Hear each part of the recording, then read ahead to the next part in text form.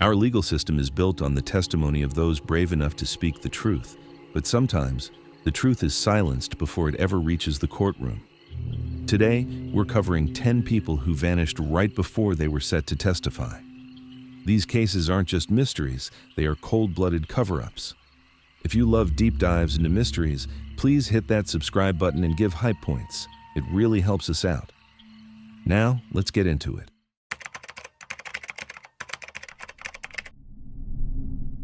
For months before she was killed, a 19-year-old single mother in rural Michigan told everyone who would listen that her attacker was going to silence her before she could testify. She told her father, she told her sisters, she told her friends, she told the police, twice on the record in 2 separate phone calls. She begged for help, she said it out loud, she said his name, and on June 3rd, 1997, exactly 2 days before she was scheduled to walk into a courtroom and put him in prison, that's exactly what happened. Her name was Rachel Timmerman, and her case is one of the rare American crimes so heinous, so deliberate, and so cruel that it bent the entire legal system around it. So let's talk about her. You have to understand where Rachel lived. Newaygo County, Michigan. Western side of the state, well north of Grand Rapids. It's a region of farmland that gives way to deep stretches of national forest. The Manistee National Forest sprawls across most of it. Pine trees that go on for hours, 2-lane roads, lakes you can drive past without ever knowing they're 100 feet behind a wall of trees. The kind of country where if somebody wanted to make a person disappear, the geography would help. Rachel was 19 years old in 1996. She had a baby girl named Shannon, 11 months old, just starting to walk. Rachel was, by every account from the people who knew her, the kind of young mother whose entire universe revolved around that baby. She wasn't perfect. Her life hadn't been easy, but Shannon was the center of it. And then, in August of 1996, a 43-year-old man named Marvin Gabrian violently assaulted her. Gabrian wasn't a stranger. He was an acquaintance of the family. He was older, larger, and aggressive in a way that everyone around him had quietly understood for years. After the assault, he made it very clear to Rachel that if she went to the police, he would kill her. And he made it very clear to Rachel that if she went to the police, neither she nor her family would be safe. Rachel went to the police anyway. That sentence is small, but I want you to actually let it land.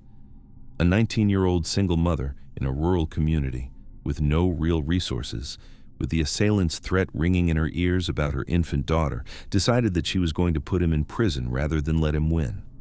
That is not ordinary courage. That is something most adults never have to find out whether they possess. Gabrian was arrested. He was charged. And then, in one of the most baffling decisions the Newaygo County court system ever made, he was released on bond. Read that again. A 43-year-old man, accused of a severe and violent assault against a 19-year-old mother who had explicitly threatened to kill her and her baby if she reported the crime, was allowed to walk out of court and back into the same small community where she was raising her child. And for the next 10 months, Gabrian did exactly what he had told Rachel he was going to do. He hunted her. He cycled through 3 different defense attorneys. That's not bad luck. That's a calculated stalling tactic designed to push the trial date back over and over again, to wear the prosecution down, to wear Rachel down. While the case sat in limbo, he was free. He was out there. He showed up at her cousin's place. He was seen driving past her family's home. He approached her in public. Twice, she called the police in absolute hysterics describing his behavior. The reports are in the file. She told her sisters, point blank, "He's going to kill me before I can testify." Not as a fear, as a prediction. And here's the part of this case that doesn't get talked about enough. Rachel wasn't even the first warning sign. There was another man on Gabrian's arrest warrant, a witness named Wayne Davis. In February of 1997, several months before Rachel disappeared, Wayne Davis simply vanished. The last people who saw him reported him at his own home with Marvin Gabrian. He was never seen again. If you are running a county courthouse and the first witness on a felony abuse warrant disappears in the middle of the case, every alarm bell in your office should be ringing. Nothing happened. The prosecution kept pushing the case forward. Rachel was left exposed. The trial was finally locked in for the morning of June 5, 1997. On June 3rd, 2 days before that trial, a young man named John Weeks showed up at Rachel's house. He told her he wanted to take her out. A date? Get her mind off everything? He seemed nice. He seemed safe. What Rachel didn't know was that Weeks was secretly working for Gabriel. He had been sent. Rachel agreed to go, and, heartbreakingly, she brought baby Shannon with her. The next day, June 4th, multiple independent witnesses spotted Marvin Gabriel driving a vehicle near the dirt roads around a remote spot called Oxford Lake. In the front seat sat John Weeks, and a blonde woman who matched Rachel's description was wedged between them. Multiple sightings, multiple witnesses, nobody intervened, nobody could have known. 2 nights later, around 3:30 in the morning on June 6th, a neighbor of Gabriel was jolted awake by a loud banging sound. He looked out his window. There was Gabriel, alone, dragging a small metal boat up his own driveway. The man watched as Gabriel pulled cinder blocks and lengths of chain out of the boat, and then he watched Gabriel get out an industrial grinder and stand there in the middle of the night, methodically grinding the registration numbers off the hull of the boat until they were gone. Now I have to walk through what was discovered 4 weeks later, and I want to do it carefully. Because what happened to Rachel Timmerman is one of the most premeditated and cruel murders in modern American history, and the details matter. But you don't have to dwell on them. You just have to understand what they prove. On July 5, 1997, a group of fishermen launching a boat into Oxford Lake made a horrifying discovery floating in the shallows. It was Rachel. Investigators recovered the body. The scene made it devastatingly clear that this was not a hurried or panicked crime. She had been heavily weighted down and restrained in a manner that proved the perpetrator had planned every cruel second of it in advance. This was not a random crime. This was a calculated elimination, with cruelty engineered into every step. So let's stop the story here and look at what the evidence is actually telling us. First, the premeditation. Look at the materials at the crime scene. Chains, 2 specific padlocks, 2 cinder blocks, industrial-grade handcuffs, a boat with sufficient capacity, a remote lake with 80 feet of muck on the bottom, water deep enough that under normal circumstances, no body would ever surface. This is not a list of items that exists in the average person's garage by accident. Somebody made a list. Somebody bought these items, or staged them, or assembled them. Somebody picked the lake. Somebody knew the lake was 80 feet deep. The horror of what happened to Rachel Timmerman was not the result of a heated moment. It was the result of weeks of quiet planning by a man who was, by all appearances, calmly attending court hearings and chatting with his lawyers right up until the moment he carried out his plan. Second, the Delbert letters. Because here is something else Gabriel did, and it shows you exactly how calculated he was. After Rachel disappeared, 3 different people received handwritten letters in Rachel's handwriting: her father, the judge in the case, the county prosecutor. And the letters all said the same thing. They claimed that Rachel had made up the felony abuse allegations, that she felt terrible, that she had run away with a man named Delbert, and she didn't want to be found. Investigators later proved, beyond any doubt, that Rachel had been forced to write those letters under duress before she was killed. Gabriel knew exactly what story he was selling. He was selling the runaway girl story. He was exploiting every cultural assumption people make about flighty young mothers, betting that the system would shrug and close the file. Third, the system. And this is the one that should make you angry. Rachel Timmerman, repeatedly in writing, on police call logs, in conversations with her own family, said out loud that Marvin Gabriel was going to murder her before the trial.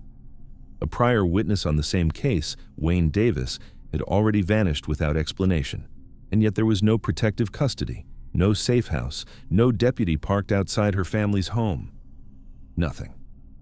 The prosecution asked a 19-year-old to do the hardest thing a victim can do, and then refused to put a wall in front of her while she did it. And there's one more thing. Shannon.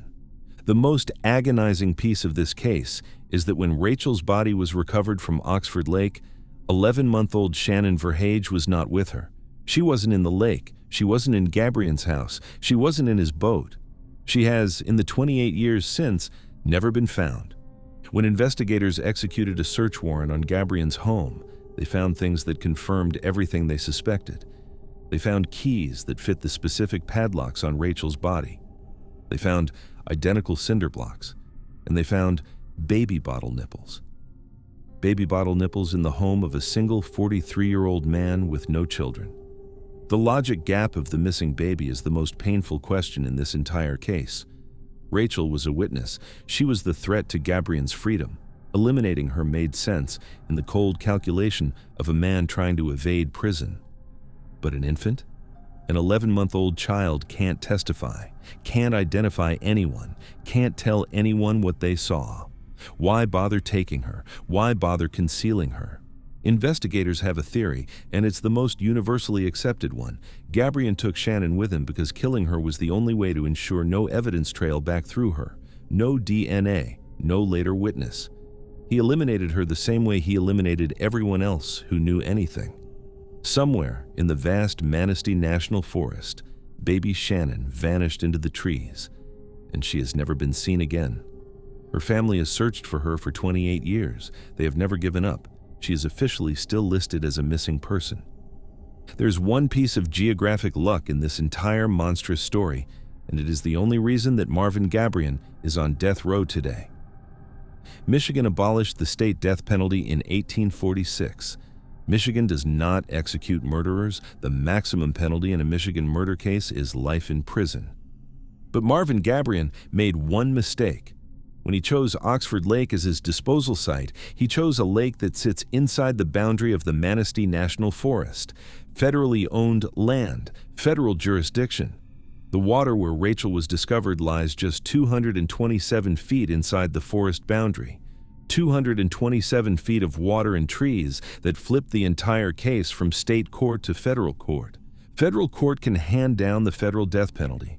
Gabriel was tried in federal court for committing murder on federal property with the intent to obstruct justice. He was convicted. He was sentenced to death. He became the first person in modern history sentenced to federal execution out of a state that doesn't have its own death penalty. He sits on death row to this day, more than a quarter century after he killed her. Here's what stays with you about Rachel Timmerman. She told the truth when telling the truth was the most dangerous thing she could do. She said his name out loud. She gave the police a statement when a part of her knew exactly what saying that name was going to cost her. She predicted her own fatal end so many times, so plainly, that her own family has had to live with the memory of those warnings for the rest of their lives. And when the worst happened, the system she had trusted had not put a single protective hand on her shoulder. Rachel is gone. Marvin Gabriel will, eventually, face the consequence the federal government has reserved for him. The case is closed in every sense the law understands. But Shannon is still out there, somewhere in tens of thousands of square miles of Michigan forest. A baby girl who learned her first steps a few weeks before she vanished and whose grandparents still keep her photograph on the kitchen wall. A young mother gave her life to put a monster behind bars. And in the deep woods of the Manistee National Forest, that mother's daughter is still waiting to come home.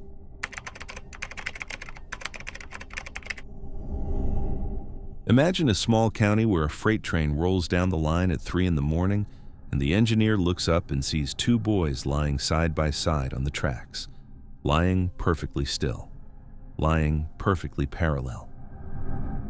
He hits the brakes. It's too late. The train runs them over. The medical examiner stands up in front of cameras a few days later and tells the parents of those boys that their sons smoked some marijuana, fell into a coma, lay down on the tracks together for a nap, and got hit by a train. Accident. And then, in the months that follow, every single person who knows that story is a lie, every single witness who could prove it, starts dying. Fatally wounded in their driveways, attacked in the face, vanishing off the face of the earth. This is the story of the boys on the tracks and what happened to the people who tried to tell the truth about them. So let's talk about it. You have to understand what Saline County, Arkansas was like in 1987. From the outside, it looked like any other piece of rural America. Pine trees, pickup trucks, church on Sunday. a railroad line running through the woods, quiet, sleepy, forgettable. But just over the state line, an hour or so away, sat a little airfield called Mina Intermountain Municipal Airport. And out of that airfield, through the late 1980s, ran one of the most infamous narcotics and weapon smuggling operations in American history, tied to a pilot named Barry Seal and tangled up in the Iran-Contra mess that the federal government was still trying to clean up. Mountains of narcotics were coming in, cash was going out, and those drugs had to go somewhere. They had to be transferred, dropped, moved, distributed. And one of the spots where they were quietly being dropped off in the middle of the night was a stretch of railroad tracks out in the Arkansas woods. Now, the truly dangerous part isn't the drugs. The truly dangerous part is who was protecting them. The Saline County Sheriff, a man named Jim Steed, was elbow deep in this thing. So was the local prosecuting attorney, a man named Dan Harmon. Remember that name. Dan Harmon. He's the most important character in this entire story, and you'll understand why in a minute. This was a county where the people with the badges weren't keeping you safe from the cartels. The people with the badges were the cartels. And on the night of August 23rd, 1987, two teenage boys went out into the woods to spot deer. They were just hanging out. Kevin Ives was 17, Don Henry was 16, best friends, both from local families. They had a flashlight and a .22 rifle and the dumb confidence of kids who don't know that anything bad can really happen to them. They walked right into a drug drop. Around 4:25 in the morning, a Union Pacific freight train barreled down the tracks near a little town called Alexander, Arkansas. The engineer saw what was up ahead. Two human shapes lying perfectly side by side across the rails. He couldn't stop in time. When the police got out there, the boys were dead, and the scene was, frankly, ridiculous. The bodies were arranged, not flung, not crumpled, arranged, side by side, partially wrapped in a pale green tarp. A .22 rifle was placed near them, almost staged. Anyone with two functioning eyes could look at that scene and tell you no one falls asleep that neatly on a railroad track. Anyone, that is, except the state medical examiner, a man named Dr. Fahmy Malak. And what he came back with is one of the most baffling, insulting, openly absurd rulings in American forensic history. He ruled the deaths an accident. He said the boys had smoked one or two marijuana cigarettes, which is true they had, and that this small amount of marijuana had sent them into such a deep coma that they had laid down together on the railroad tracks and were unconscious when the train arrived. A coma from a couple of joints. That made them lie down in a perfect parallel line on the rails, together. At the exact moment a freight train was due. The parents of these boys looked at that ruling and refused to accept it. They started a public crusade, a real one, with rallies and press conferences and pressure that forced a second autopsy. They flew in out-of-state experts, a pathologist from Atlanta named Dr. Joseph Burton, a toxicologist named Dr. James Garriott. These men did their own examinations on their own equipment, far away from Dr. Malak's office, and what they found was completely different. Don Henry had been fatally wounded in the back before the train arrived. Kevin Ives had suffered severe, fatal blunt force trauma. The trace amounts of THC in their systems were tiny. There was no coma. There was no nap. These boys had been eliminated. They had then been placed on the tracks, side by side, by somebody who thought a freight train would erase what had been done to them. In early 1988, with that second autopsy in hand, a grand jury was convened. They officially overturned Dr. Malak's ruling and called it a probable homicide, almost certainly tied to a botched drug drop. And then the subpoenas started going out. Now, this is where the story takes its darkest turn. Because the parents of those boys, heartbroken, exhausted, fighting tooth and nail for justice, had hired a local attorney they trusted. A man with political connections, a man who promised to crusade for them, a man who was leading the grand jury investigation himself. His name was Dan Harmon. The same Dan Harmon I told you to remember. What none of them knew at the time, what wouldn't be proven in a federal courtroom until 1997, was that Dan Harmon, the man legally representing the grieving parents, the man steering the entire grand jury investigation, was also a central figure in the very drug ring that had taken their sons' lives. Read that again. The lawyer for the dead boys' families was running the drug operation that killed them. The prosecutor convening the grand jury was the man it should have been investigating. So when subpoenas started going out to local informants, to mid-level players in the drug scene, to anyone who might have seen what happened in those woods that night, those subpoenas effectively functioned as a hit list. They told the cartel exactly which witnesses needed to disappear before they could open their mouths. Let's walk through what happened, just so you can hear it laid out. July 1988. A subpoenaed witness named Keith Coney is killed in a motorcycle accident. The official story is that he was riding his motorcycle and somehow slammed into the back of a parked truck. People who knew him said he had told them he was being followed in the weeks before he died. November 10th, 1988. Sheriff Jim Steed, the corrupt sheriff who had been protecting the drug operation, loses his bid for re-election. He's out of office in a couple of months. The cartel's political cover is about to evaporate. November 12th, 1988. 48 hours after Steed loses that election, a club manager named Keith McCaskill is found to be the victim of a targeted hit. McCaskill wasn't just fatally wounded.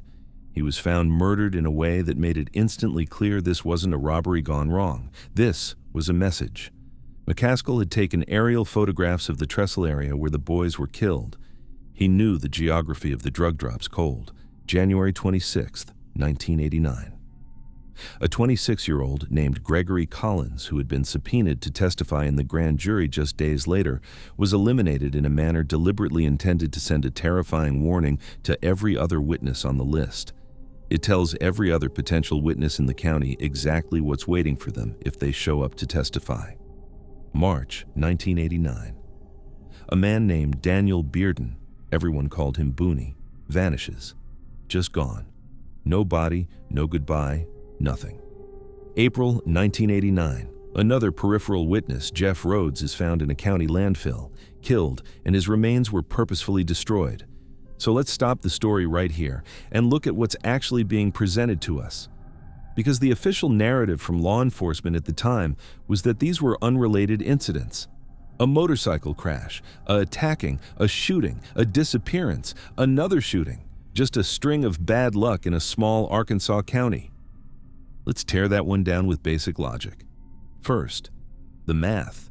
You have a grand jury investigating a specific crime with a specific list of witnesses, and inside the window of that investigation, multiple people on that exact list either die violently or vanish entirely.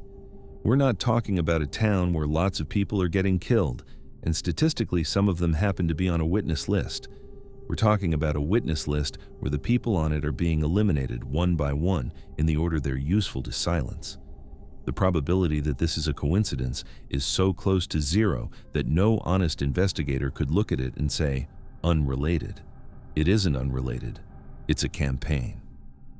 Second, the protection or the total absence of it. If you are a prosecutor in 1988 and your subpoenaed witnesses start getting fatally wounded, shot, and disappeared, the second one of those things happens, you put every other witness on the list into protective custody. You don't wait for body number 3. You don't wait for body number 4. The fact that Greg Collins was left walking around totally exposed, 4 months after Keith McCaskill had been suffered over 100 fatal wounds in the same county, in the same investigation, that doesn't read like a prosecutor's mistake. That reads like a setup. The witnesses were left in the open because the people who were supposed to be guarding them wanted them dead. Third, the disappearance of Gregory Collins, or, well, his execution. But let's also talk about Daniel Bearden, the man who simply vanished, because innocent people who get scared and skip town leave a paper trail. They cash a check somewhere. They get pulled over for a taillight. They eventually call their mom. Bearden has been gone for 37 years. No bank account, no driver's license in any state, no phone number, no body. He didn't run. He was put somewhere nobody is ever going to find. Fourth, and this is the one that closes the case for me, the timing of Keith McCaskill's demise. He was killed exactly 48 hours after Sheriff Jim Steed lost his re-election. Not a coincidence. That is a panic move. That is a drug operation realizing it is about to lose its political and law enforcement cover and frantically house-cleaning the loose ends before the new sheriff takes office. When a man suffers over 100 fatal wounds 2 days after your local political protection collapses, that is not bad luck. That is a fire sale on silencing witnesses. Here's how it ended. Which is to say, it didn't.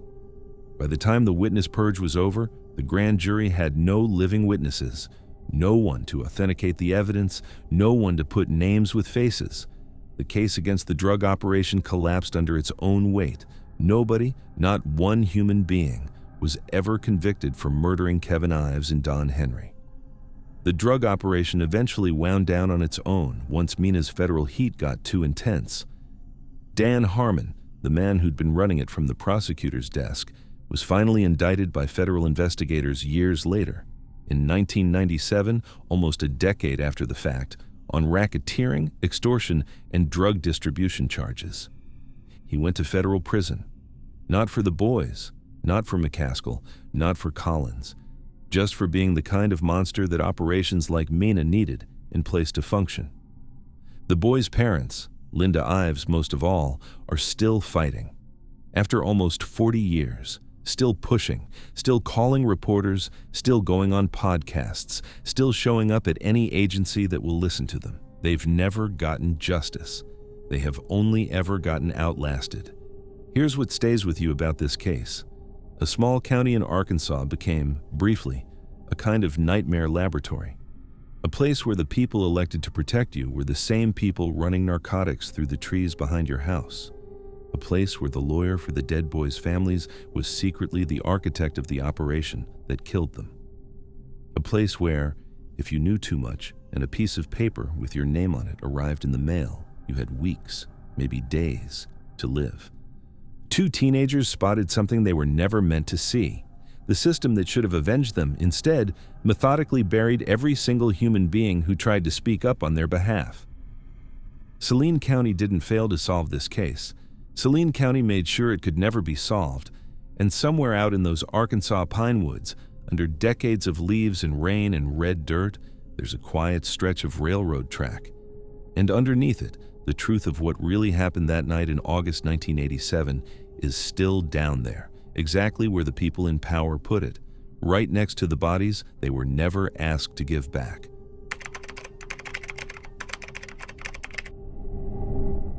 Imagine you are the most ruthless hitman in New York City. You've personally killed dozens of men. You've used a ruthless signature method to eliminate targets without leaving a trace. And you've cut a deal with the district attorney that has handed you total legal immunity for every murder you've ever committed, in exchange for testifying against your old bosses. You're about to walk into a courtroom and bury Albert Anastasia, one of the most powerful mob bosses in American history. The trial starts in a few hours. Then, in the dead of night, in a hotel room on the 6th floor of the Half Moon Hotel in Coney Island, surrounded by armed NYPD detectives, you somehow tie 2 bedsheets together, attach them to a radiator with a piece of electrical wire, climb out a window 6 stories above the concrete, and plummet to your death. That is the official story. And the New York Police Department in 1941 expected the entire world to believe it. His name was Abe Reles. They called him Kid Twist. And what happened to him in the early morning hours of November 12, 1941, is one of the most blatant, brazen, undisguised cover-ups in American organized crime history. So let's talk about it. You have to understand what Murder Inc. was, because everything in this story starts with Murder Inc. In the 1930s, the American Mafia was the most powerful criminal organization in human history. It controlled the docks, it controlled the unions, it controlled the politicians, and it controlled the police. And when somebody, anybody, became a problem for the syndicate, the people who solved that problem were a specialized crew of professional killers operating out of a candy store in Brownsville, Brooklyn. That crew had a nickname. The newspapers called them Murder Inc. The mob never gave them a name. They didn't need one. Murder, Inc. wasn't a gang, it was a service. Mob bosses from across the country would call in a contract, and the Brownsville crew would take care of it. Quietly, professionally, hundreds of times. And right at the top of that crew was a 5'2" Jewish gangster named Abraham Reles. Now I have to be honest with you. Abe Reles was not a good man. He was a monster. He had been killing people since he was a teenager, and by his mid-30s, the police credited him with somewhere between 30 and 70 contract murders. He had a preferred method. He had a preferred clinical method of eliminating targets that left almost no external trace, allowing the deaths to be passed off as natural causes. He did it because it caused almost no external bleeding, and the body could be passed off as a heart attack. That is the level of cold, calculated horror we are dealing with. Reles was a sociopath, and he was very, very good at his job. But here's the thing about a sociopath. A sociopath cares about exactly one person on Earth, themselves. And in 1940, the NYPD picked Reles up on a murder charge they could finally prove. He was facing the ultimate penalty. He was 34 years old, and he could see the rest of his life evaporating in front of him. So Abe Reles did the single most unthinkable thing a murder inquiry enforcer could ever do. He flipped. He sat down with the district attorney's office in Brooklyn and started talking. And once he started, he didn't stop. He named names, he named hits, he named dates. He gave them the entire architecture of the Brownsville operation. In exchange, he was granted total immunity for every single hit he had ever committed. And he was put into protective custody because the moment word got out that Reles was singing, the most powerful organized crime syndicate in America wanted him dead immediately. And he sang. Over the next year, Reles' testimony decimated murder inkers. He sent Harry Strauss to death row. He sent Bugsy Goldstein, his own childhood friend, to the electric chair. He gave the feds enough to eventually take down Louis Lepka Buchalter, the highest-ranking mob boss ever executed by the United States government. But the biggest fish was still swimming, and his name was Albert Anastasia. Anastasia was the operational boss of Murder Inc. itself. He was the man who handed out the contracts. He was the apex predator of the entire enforcement wing of the American Mafia. They called him the Mad Hatter. And on November 12th, 1941, Abe Reles was scheduled to walk into a Brooklyn courtroom and testify against him by name. That testimony would have ended Anastasia. It would have changed the entire course of American organized crime. The trial was set for 9 in the morning.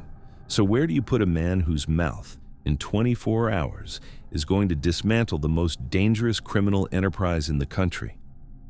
The district attorney's answer was the Half Moon Hotel.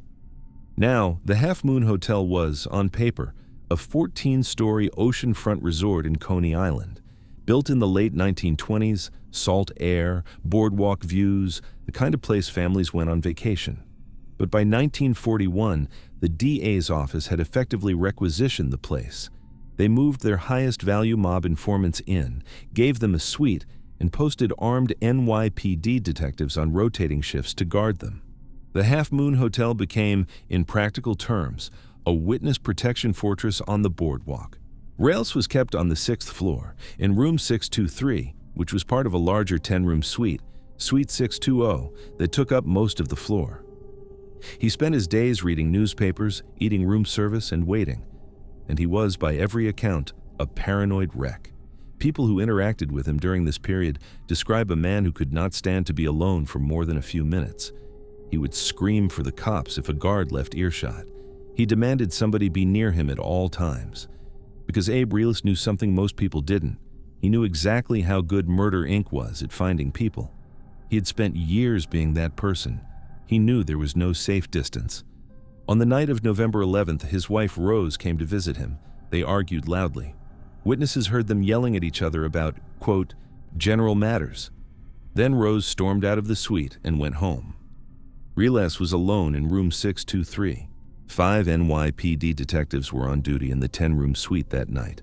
5 armed, trained professional law enforcement officers on guard duty on the most important witness assignment in the entire history of the New York District Attorney's Office. Sometime between 3 and 6:30 in the morning, Abe Rels plummeted from the window of room 623 onto the concrete roof of a second-floor extension 5 stories below.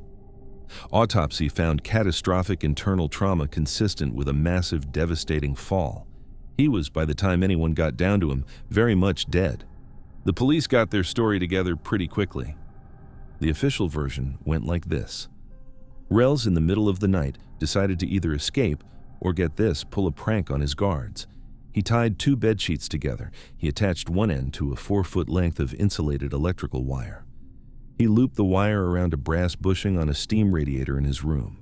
And then he climbed out the 6th-floor window and tried to lower himself down to the 5th-floor window below. The wire knot slipped. He fell. All 5 detectives on duty either didn't see anything, didn't hear anything, or, when asked years later, simply admitted that they had been asleep. The grand jury that investigated the case in 1951, 10 years after the fact, officially accepted this version of events. They concluded it was an accidental death during a botched escape attempt or a misguided practical joke. They criticized the security protocols. They sent everyone home. So let's stop the story right here and actually look at what we're being asked to believe. First, the psychology. Why would a man who flipped on the mob specifically to save his life voluntarily climb out of the one place on earth where the mob could not get to him? He had immunity. He had a sworn protection detail. He had walls and locked doors and armed cops. The second he hung himself out of a 6th-floor window in the dead of night, he was in mortal danger, from gravity, from a bad knot, from anyone who happened to be waiting in the alley below. Everything about Abe Rels' psychology in his final months said the same thing. He wanted to be inside a guarded room, not outside one. So either the most paranoid man in New York City suddenly, inexplicably, decided to go play in traffic, or he didn't go willingly. Second, the guards. You have 5 NYPD detectives on duty in a 10-room suite.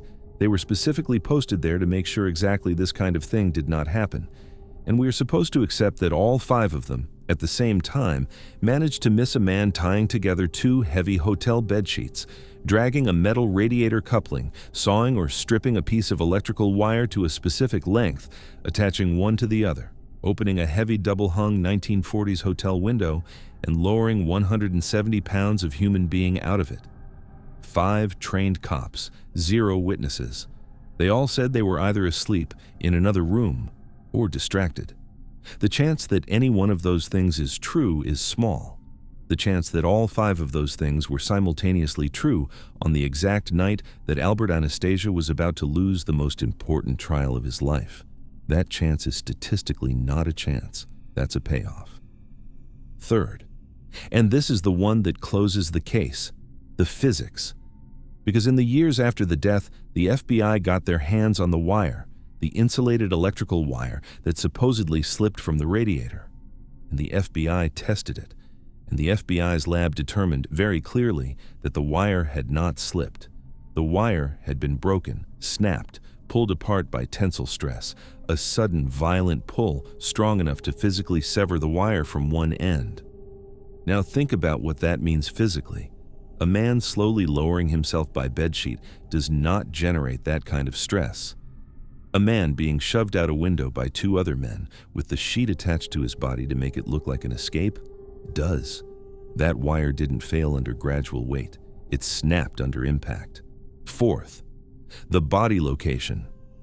When Rels was found on the 2nd-floor extension roof, his body was lying 9 feet away from the side of the building. A man who slips and falls vertically does not land 9 feet out. A man with rotational momentum from being pushed or thrown lands 9 feet out. The forensic evidence on the position of the body alone has been used by mob historians ever since to argue that Rels was thrown out the window with significant horizontal velocity, picked up, swung, heaved. Fifth, the money. There has been a persistent underworld rumor, confirmed independently by multiple later mob informants, including Joseph Valachi, that mob boss Frank Costello assembled a slush fund of approximately $100,000 in 1941, specifically to bribe the NYPD guard detail at the Half Moon Hotel to throw Abe Rels out of his 6th-floor window.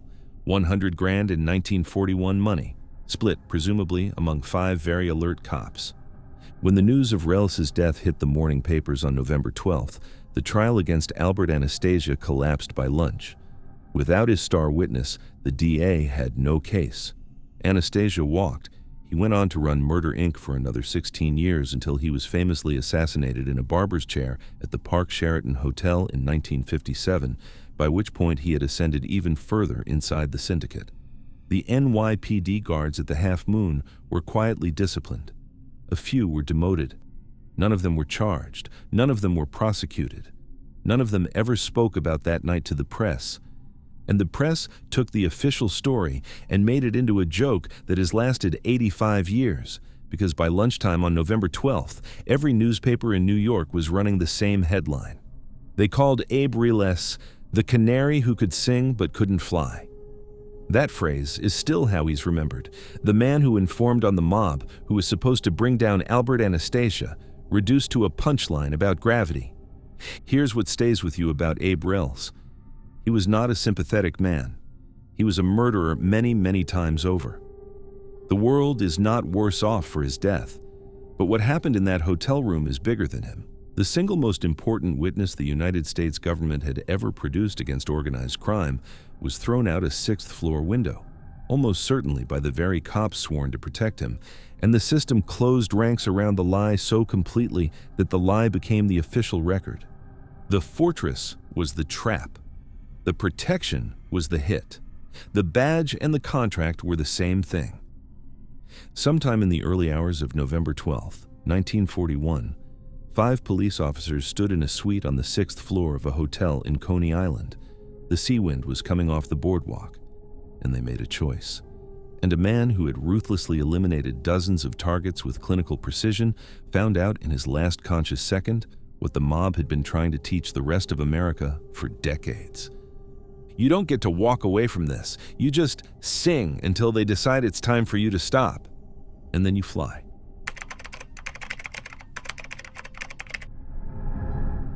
Imagine a sitting justice of the New York State Supreme Court, 41 years old, sworn to uphold the law.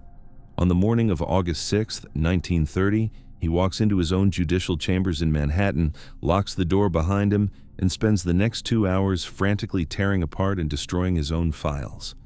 When he's finally done, he calls in his law clerk and tells him to go cash 2 personal checks at the bank for a total of $5,150.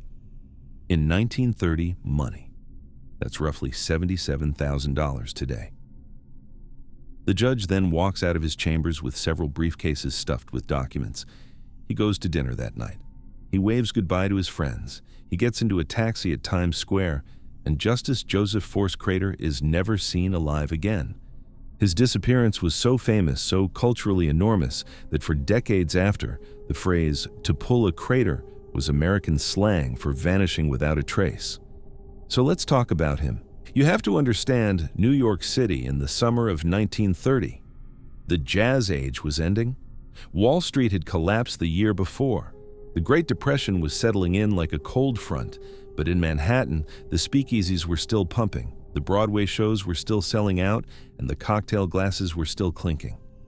The city had a glittering top layer of money and music and showgirls, and underneath it, a layer of corruption so thick it had its own name. It was called Tammany Hall. Tammany Hall was a political machine. The way it worked was simple. The machine controlled the Democratic Party in New York City.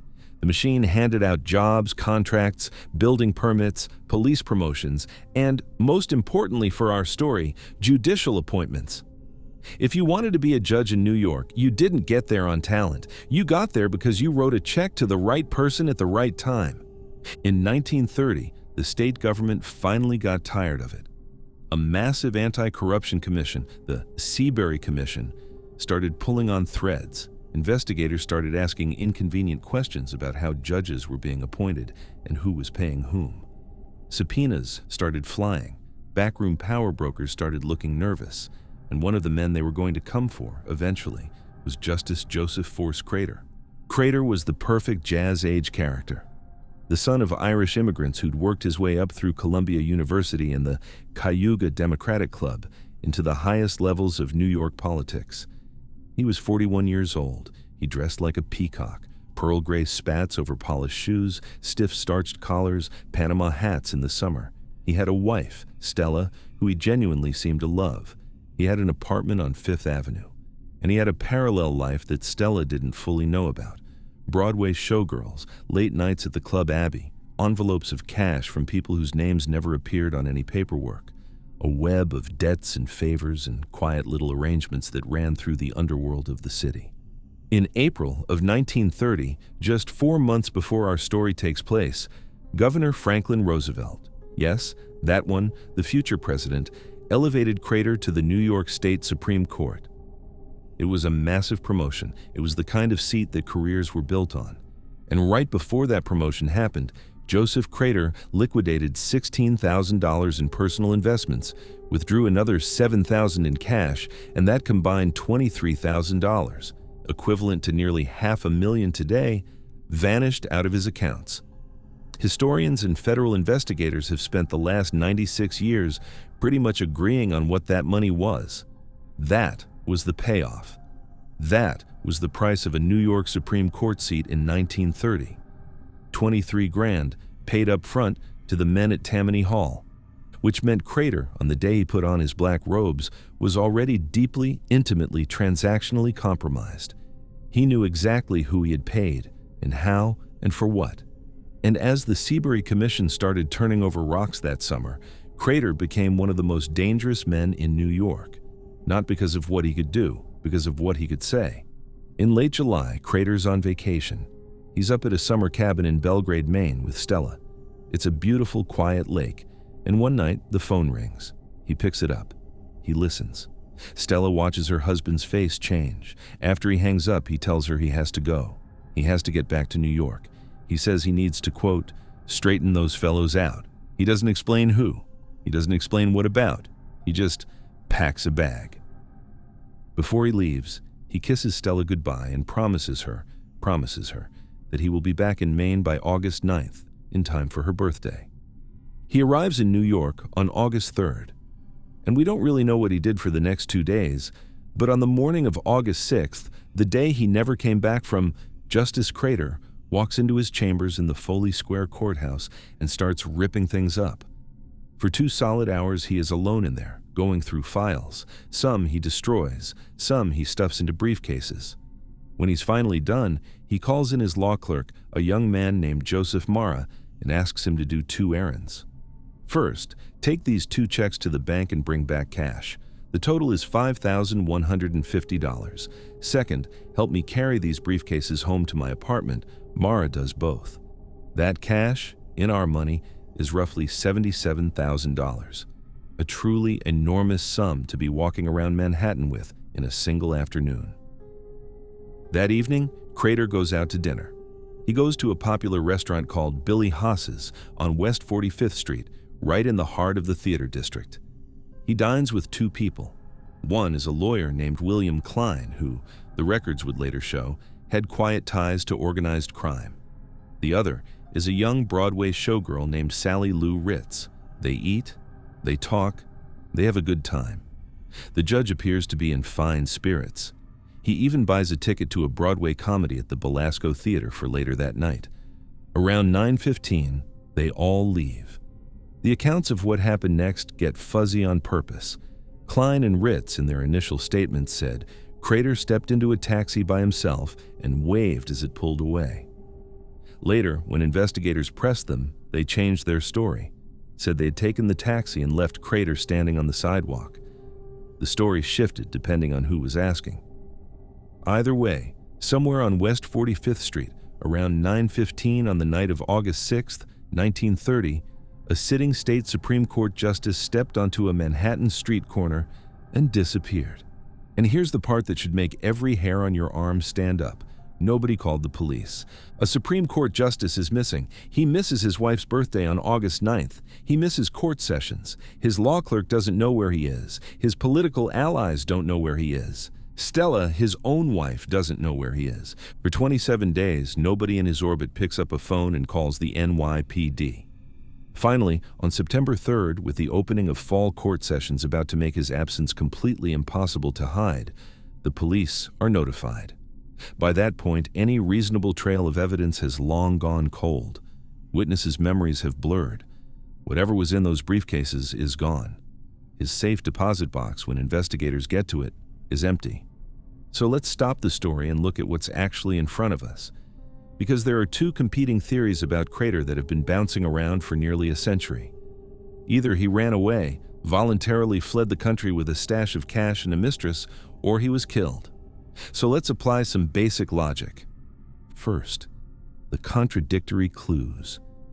If you are a man planning to disappear forever, on the run from a corruption investigation, with $77,000 in cash in your pocket, you do not go out for a leisurely dinner at a busy restaurant in the most famous neighborhood in America.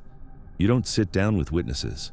You don't put your face in front of a Broadway showgirl who will be questioned by detectives in 3 weeks. And you definitely do not buy a single ticket to a comedy show for later the same night. The two halves of his August 6th do not belong to the same plan. The morning is the morning of a man preparing to flee or to pay off something dangerous. The evening is the evening of a man who fully expects to be alive at midnight. Both of those things cannot be true unless somebody else was making the decisions. Second, the taxi. Think about this physically. Joseph Crater was one of the most recognizable men in New York City. His face was in the newspapers. He was a Supreme Court justice. He was standing on a busy street corner in Times Square at 9:15 on a Wednesday night, surrounded by hundreds of pedestrians, theatergoers, hot dog vendors, doormen, cops on the corner. If he had been grabbed off the sidewalk against his will, somebody would have seen something. Somebody would have screamed. But somehow, in the middle of the most populated square mile of America, a famous judge and a yellow taxicab evaporated together without a single witness reporting a struggle. That tells you the taxi wasn't random. The driver was waiting for him. He may have known the driver.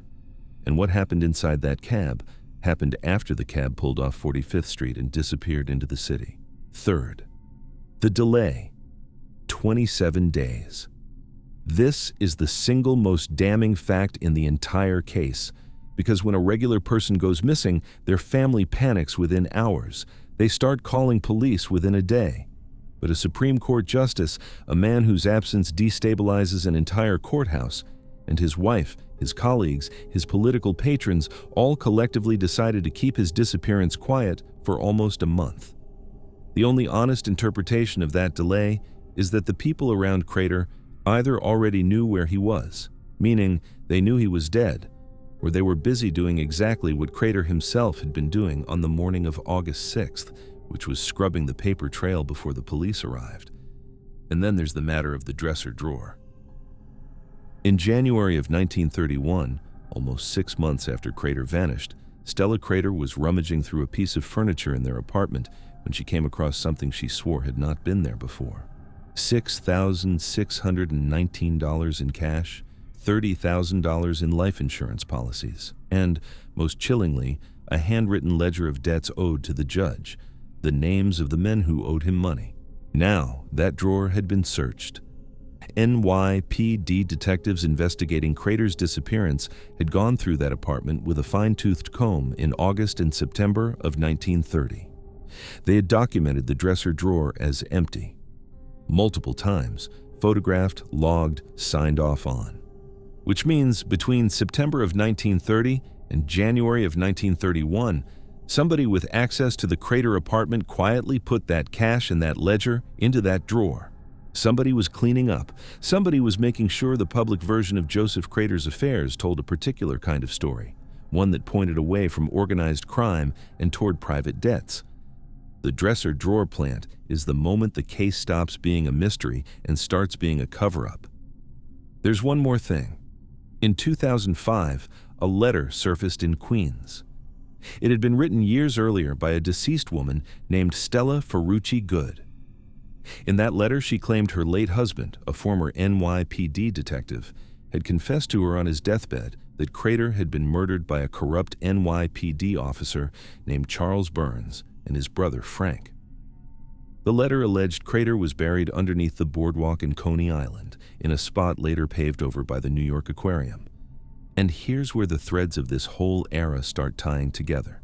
Because the corrupt NYPD officer named Charles Burns, he shows up again, 11 years later, in a different mob case. Burns was one of the police officers detailed to guard mob informant Abe Relez at the Half Moon Hotel in Coney Island, the same Relez who on November 12, 1941, somehow plummeted out of a 6th-floor window in the middle of the night. Same neighborhood, same officer. Two of the most famous disappearances in American history may run through the exact same dirty cop. The Crater body has never been recovered. The boardwalk theory remains unproven. Joseph Force Crater was declared legally dead in 1939. Here's what stays with you about this case. A man who was supposed to embody justice in the largest city in America was, by the time he climbed into that taxi, one of the dirtiest people in it. He had bought his judgeship, he had taken envelopes, he had kept the books on a system that was rotten all the way through. And when that system felt the heat of a state corruption probe, the system reached out and made the bookkeeper disappear. In the years after, Crater's name became a punchline. Nightclub comedians used to shout into the microphone, "Judge Crater, call your office," and the audience would howl. "Pull a Crater" became 1930s slang for vanishing. He's the most famous missing person of the 20th century, and he might be lying under a New York City sidewalk that millions of people have walked over without ever realizing it. A man who held the scales of justice in one hand and the envelopes of Tammany Hall in the other. A black robe, a Panama hat, a taxi at Times Square, and 96 years of silence behind him. Judge Crater, call your office. He never has. Picture this. It's Valentine's Day, 2006. A young mom in rural Missouri kisses her fiancé goodbye in the morning and tells him she'll see him tonight. He goes to work. He comes home with flowers. And when he walks through the door of their apartment that evening, his fiancé isn't there. But somebody else is. Her mother. And her mother is packing up every single thing her daughter owns into boxes. Like she already knows the daughter is never coming back. That young woman's name was Lena Chapin. And what makes her story stick in your throat isn't just that she disappeared. It's when she disappeared. Because in just a few short weeks, Lena was scheduled to walk into a Missouri courtroom and accuse her own mother of a fatal act. So let's talk about it. To understand what happened to Lena, you have to understand the world she grew up in. Dent County, Missouri, the Ozarks, deep, dense woods, unpaved county roads that stretch for miles before you see another mailbox. Towns like Salem and Steelville and a ghost town called Sligo, where Lena used to wander around looking at abandoned farmhouses, dreaming about the family she wanted to build someday. This is a part of the country where properties are big and neighbors are far, where families have been tangled up with each other for 3 or 4 generations, where everybody knows your business, but nobody actually talks about it. The kind of place where, if a person decides to disappear into the trees are perfectly happy to keep the secret. And the family at the center of this story? They had plenty of secrets. Lena was born in 1985 to a woman named Sandra Klimp. Sandy, everyone called her. By the late 90s, Sandy was married to a man named Gary McCullough, a 34-year-old rancher down in Barry County who was raising Lena and her sisters like they were his own. By all accounts, Gary was a decent guy, hard-working, quiet. The problem was, Sandy was sleeping with somebody else, a 21-year-old named Chris Klemp. Gary found out, and he made a decision. He was going to file for divorce. He never got the chance. On May 11, 1999, Gary McCullough vanished off his own ranch. And here's the first thing that should make you raise an eyebrow. His wife didn't report him missing. His employer did. Sandy told the police some story about how Gary had driven over to a little town called Diamond to buy a fighting rooster, and just never came home. That was it. That was the whole alibi. Now, this is where it gets strange. 4 days after Gary disappeared, 4 days, Chris Klemp, the boyfriend, moved into the family house, and shortly after that, Sandy married him. Just like that. Husband number 1 walks out for a chicken and never comes back. Husband number 2 moves in before the bedsheets are cold. But for the next 4 years, the official story held. Sandy stuck to it. The kids stuck to it. The case went cold. Gary was eventually declared dead in 2000, but there was no body, no crime scene, no charges. Nothing. Just a hole in the ground where a family used to be. Until 2003. And until a 17-year-old girl named Lena finally couldn't carry it anymore. Lena went to see her stepfather's brother, Albert McCullough, and Albert, smart man, was secretly running an audio recorder. What she said on that tape is something you don't really get out of your head once you've heard about it. Lena said her mother fatally wounded Gary while he was sitting on the couch eating scrambled eggs, just eating breakfast. She said Sandy then forced her, a 13-year-old girl at the time, to help clean up the scene. She said they spent hours cleaning the scene, concealing Gary, and ultimately destroying the evidence entirely. A 13-year-old kid, describing the exact chilling details of what her mother did. Now, Lena got scared after that. Once law enforcement got hold of the tape, she walked the whole thing back, said she made it up, said she was just an angry kid. And without a body, without a confession from Sandy, without any physical evidence, the cops couldn't really do anything with it. Sandy walked free. But Gary's family wasn't done. In 2006, Gary's biological family filed a wrongful death civil lawsuit against Sandy and Chris Klemp. Different courtroom, different rules. In civil court, you don't need a body. You don't need fingerprints. You just need to prove it's more likely than not that they did it. And the centerpiece of that whole lawsuit, the smoking gun, was that audio recording from 2003. The one where a teenage girl, in her own voice, in graphic detail, described her mother committing fatal act. There was just one problem with that audio tape from Sandy's point of view. A jury hearing a recording is one thing. A jury watching that same young woman take the stand, raise her right hand, and say it all to their faces?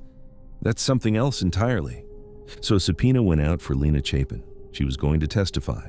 The wheels were turning, and Sandy Klemp was about to lose everything. February 14th, 2006, Valentine's Day. Lena was 20 years old, living in a little apartment outside of Steelville with her fiancé Jason Bryant and her young son Coulter.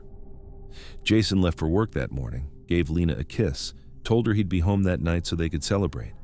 He had plans, flowers, dinner, the whole bit. He came home that evening, and Lena was gone. But her mother was there.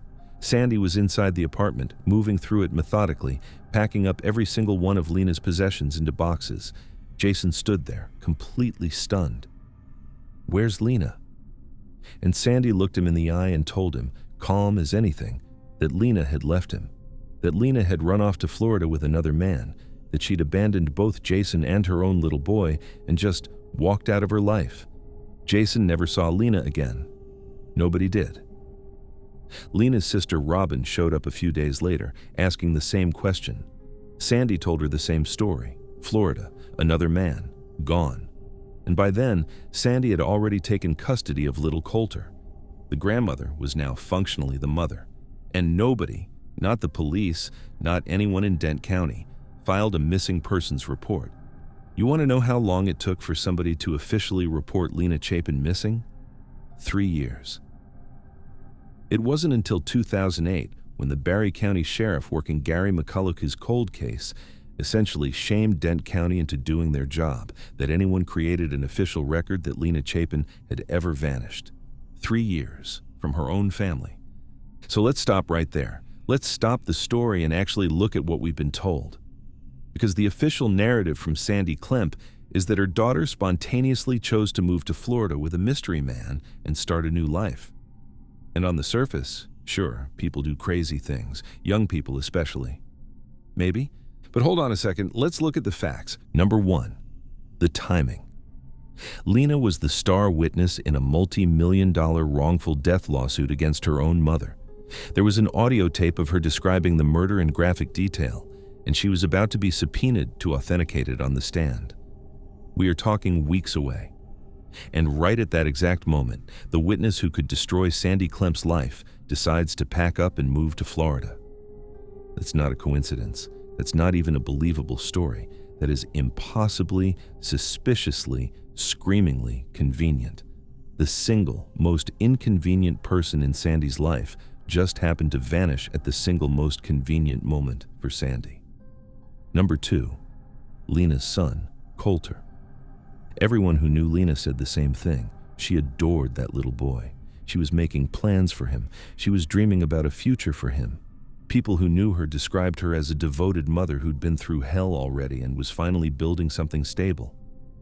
And we are supposed to believe she just walked away from that child forever, without a phone call, without a postcard, without a single attempted contact in 20 years. Mothers running off to start over don't do that. They don't go silent. They come back. They write. They call. They try. Lena did none of that, because Lena couldn't. Number 3, the apartment.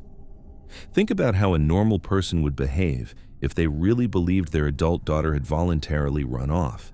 You'd be worried. You'd be calling around. You'd be leaving her stuff alone in case she came back.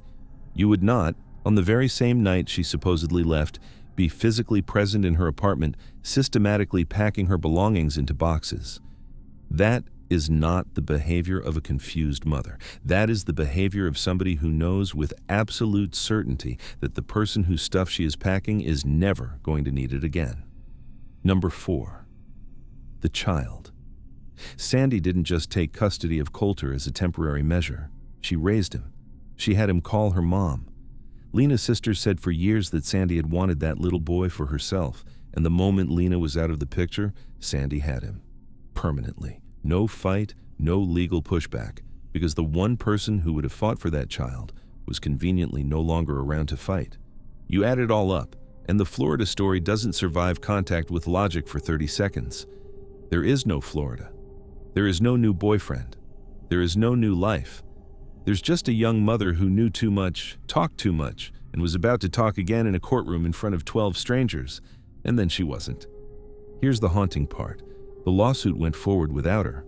In July of 2013, a civil jury found Sandy and Chris Klemp liable for the wrongful death of Gary McCullough. They were ordered to pay $7 to $8 million to Gary's daughters.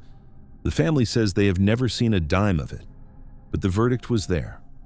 On paper, a jury said yes, these two people killed Gary McCullough. But here's the thing.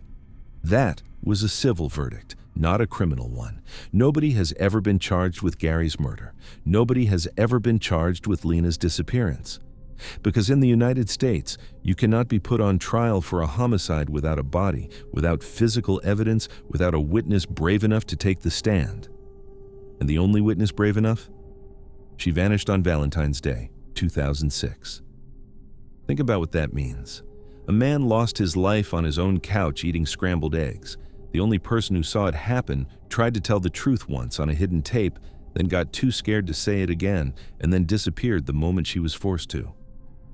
A little boy grew up calling his grandmother Mom and probably has no real memory of the young woman who actually gave birth to him. A man vanishes into the Missouri woods, and years later, the one person on earth brave enough to whisper what really happened to him vanishes too, and nobody ever found either of them. 2 bodies, 0 answers, 1 family, and a quiet stretch of rural Ozark country that, 20 years later, still hasn't told anyone where it put them.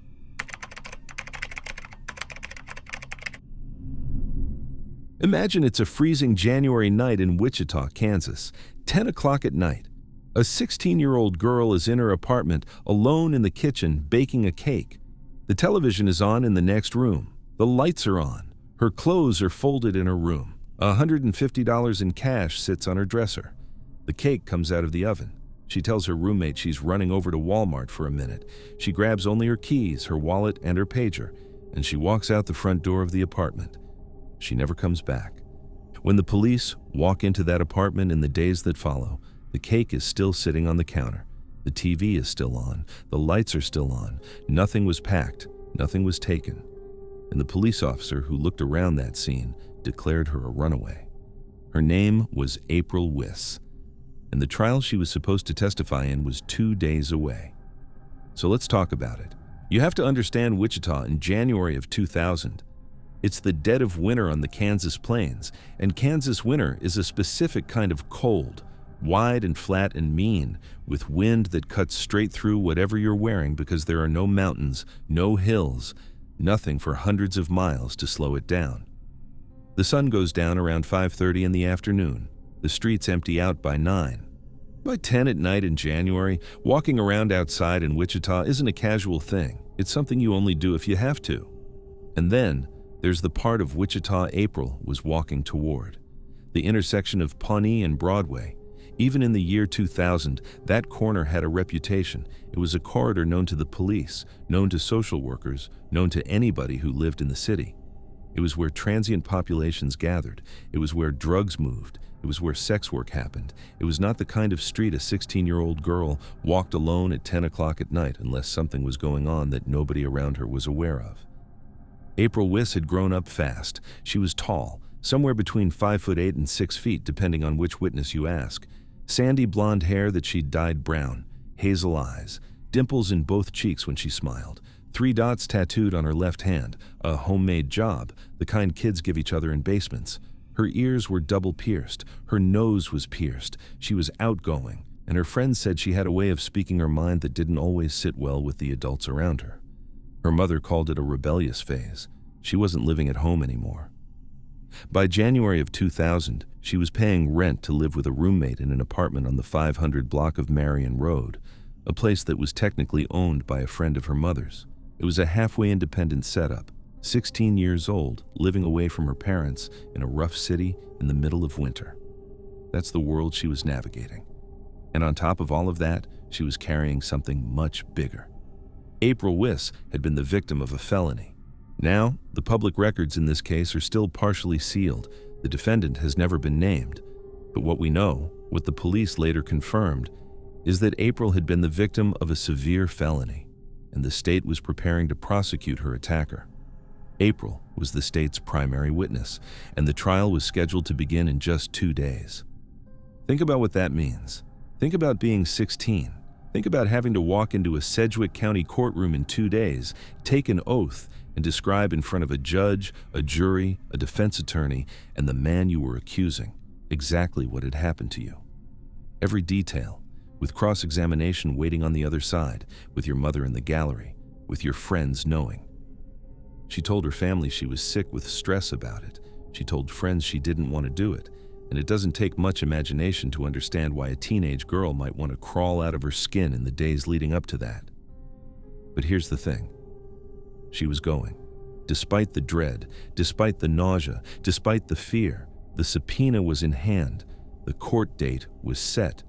April Wiss, 16 years old, was about to do the bravest thing she would ever do.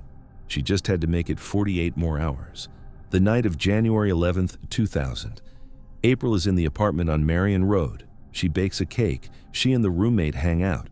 Around 10 o'clock, or 10:30, depending on whose account, April says she wants to walk over to a nearby Walmart, just running out.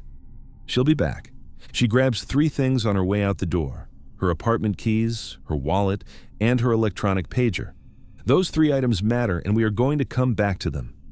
Hold them in your head. A few minutes later, a friend of April's is driving down the street and spots her on foot walking toward the intersection of Pawnee and Broadway. The friend waves. April waves back. The car keeps going. That is the last confirmed time any human being who knew April Wiss saw her alive. She does not come home that night. The roommate notices but doesn't immediately panic. It's a teenage girl who lives a semi-independent life. She might be staying somewhere. The next morning, she's still gone. The family gets called, the family calls the police. And here's where the system failed April Wiss in real time. The Wichita Police Department took the report. They noted her age. They noted that she had recently been argumentative with her family. They noted that she was a witness in a felony trial that was making her highly anxious. And they reached a conclusion. They classified April Wiss as a runaway. That classification, in police work, isn't just a label. It's a whole different level of response. A runaway gets a flyer. A runaway gets a file opened. A runaway does not get a manhunt. A runaway does not get a media blitz. A runaway does not get search dogs in the corridor between Marion Road and Pawnee and Broadway. A runaway gets paperwork. So while April Wiss should have been the subject of the most aggressive missing person search in Wichita that winter, given who she was and what was about to happen in court, instead, the trail went cold inside of 72 hours. By the time her real situation was understood, it was already too late. So let's stop right here and tear the runaway theory apart. Because once you actually look at what April left behind in that apartment, it doesn't survive 30 seconds of honest thought. First, the cake. Who, in the history of teenage runaways, bakes a cake at 9 in the evening and then walks out forever at 10? You do not commit hours of effort to baking something you have no intention of eating. The cake itself is a tell. It's the most ordinary domestic staying-home activity you can imagine. She was settling in for the night. Then something changed. Second, the keys. She took her apartment keys. Now, why does that matter?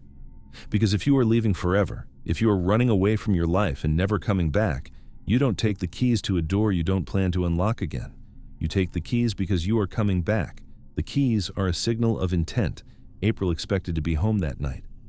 Third, the cash. There was $150 sitting in that apartment. That is not nothing for a 16-year-old in Kansas in the year 2000.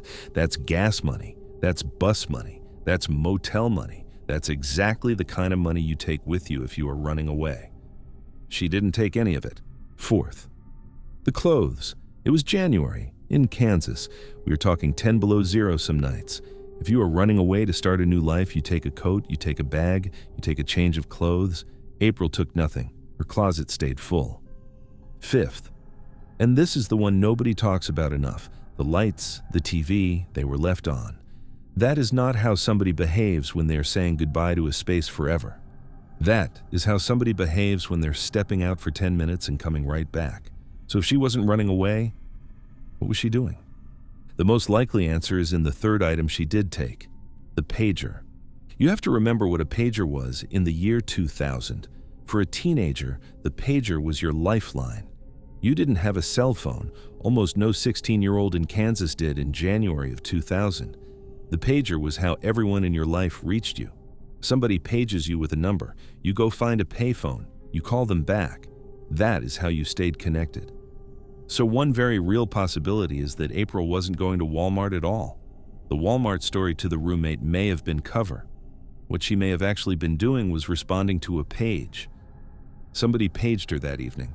She walked out in the cold to find a payphone, and the closest, busiest 24-hour payphones in that part of Wichita were near the intersection of Pawnee and Broadway, the exact corner her friend saw her walking toward. She thought she'd be back in 20 minutes. She took her keys for the door. She took her wallet. She took the pager because the conversation wasn't done. She left the TV on because the night wasn't over. And then, somewhere in that walk, somebody intervened. We don't know who. We don't know what was said. We don't know if it was a friend who turned out to be something else, or a stranger, or a hit arranged by somebody connected to the man she was about to testify against. What we do know is that the pager never went off again. The signal that, in 2000, defined a teenager's social life completely silent. From the moment she vanished, no one in April Wiss's circle ever heard another peep from that device. Sixth, and this is the closer. In the more than 25 years since January 11th, 2000, April Wiss's social security number has not been used, not once, not for a job, not for a tax return, not for a driver's license in any state, not for a hospital admission, not for so much as a library card. She has no digital footprint. She has no financial footprint. She has no paper trail of any kind. People who run away, even successfully, surface. They turn up somewhere, on something, eventually. In 25 years of modern record-keeping, April Wiss has not turned up anywhere on anything. She didn't make it to a new life in California. She didn't reinvent herself in Florida. She didn't quietly come back home under a different name. She isn't out there. And finally, number 7, the calendar. The single fact that hangs over this whole case. April Wiss vanished 48 hours before she was scheduled to take the stand and testify against the man who had assaulted her. 48 hours. The probability that a 16-year-old girl with no history of running away randomly vanishes into a freezing Kansas night 2 days before a felony abuse trial in which she is the only witness, and that this is a coincidence, is not zero. But it is so close to zero that no honest investigator should ever have called her a runaway in the first place. Years later, the Wichita Police Department quietly changed April Wiss's classification. She is no longer listed as a runaway. She is now classified as an endangered missing person. That change happened decades after her family had been telling them exactly that, over and over and over again. Her case is technically still open. Detectives still take tips. New podcasts and articles come out every year or two and revive the case for a little while. But the 72 hours that mattered most, the 72 hours when April was still findable, when whoever had her might still have been driving around with her, when a coordinated manhunt could have closed the net, those hours got eaten up by a paperwork classification on a cold January morning in Wichita. Here's what stays with you about this case. A 16-year-old girl was assaulted. She told the truth about it. She let the prosecutors file felony charges. She agreed to walk into a courtroom and say it out loud in front of strangers, in front of a defense attorney, in front of the man who hurt her. That's a level of bravery most adults would not find inside themselves. And 48 hours before she could do it, she stepped outside her apartment to answer a page, and the cold January night ate her. A cake on the counter, a television playing in an empty room, a pair of house keys that never unlocked their door again. A teenage girl who walked toward the lights of Pawnee and Broadway 26 years ago and is still walking, somewhere, into the dark. Nobody ever found her. Nobody ever paid for it. And the man she was about to testify against, whoever he was, is still out there too. Still walking around free 26 winters later. Because a 16-year-old girl in Wichita ran out of time 2 days early.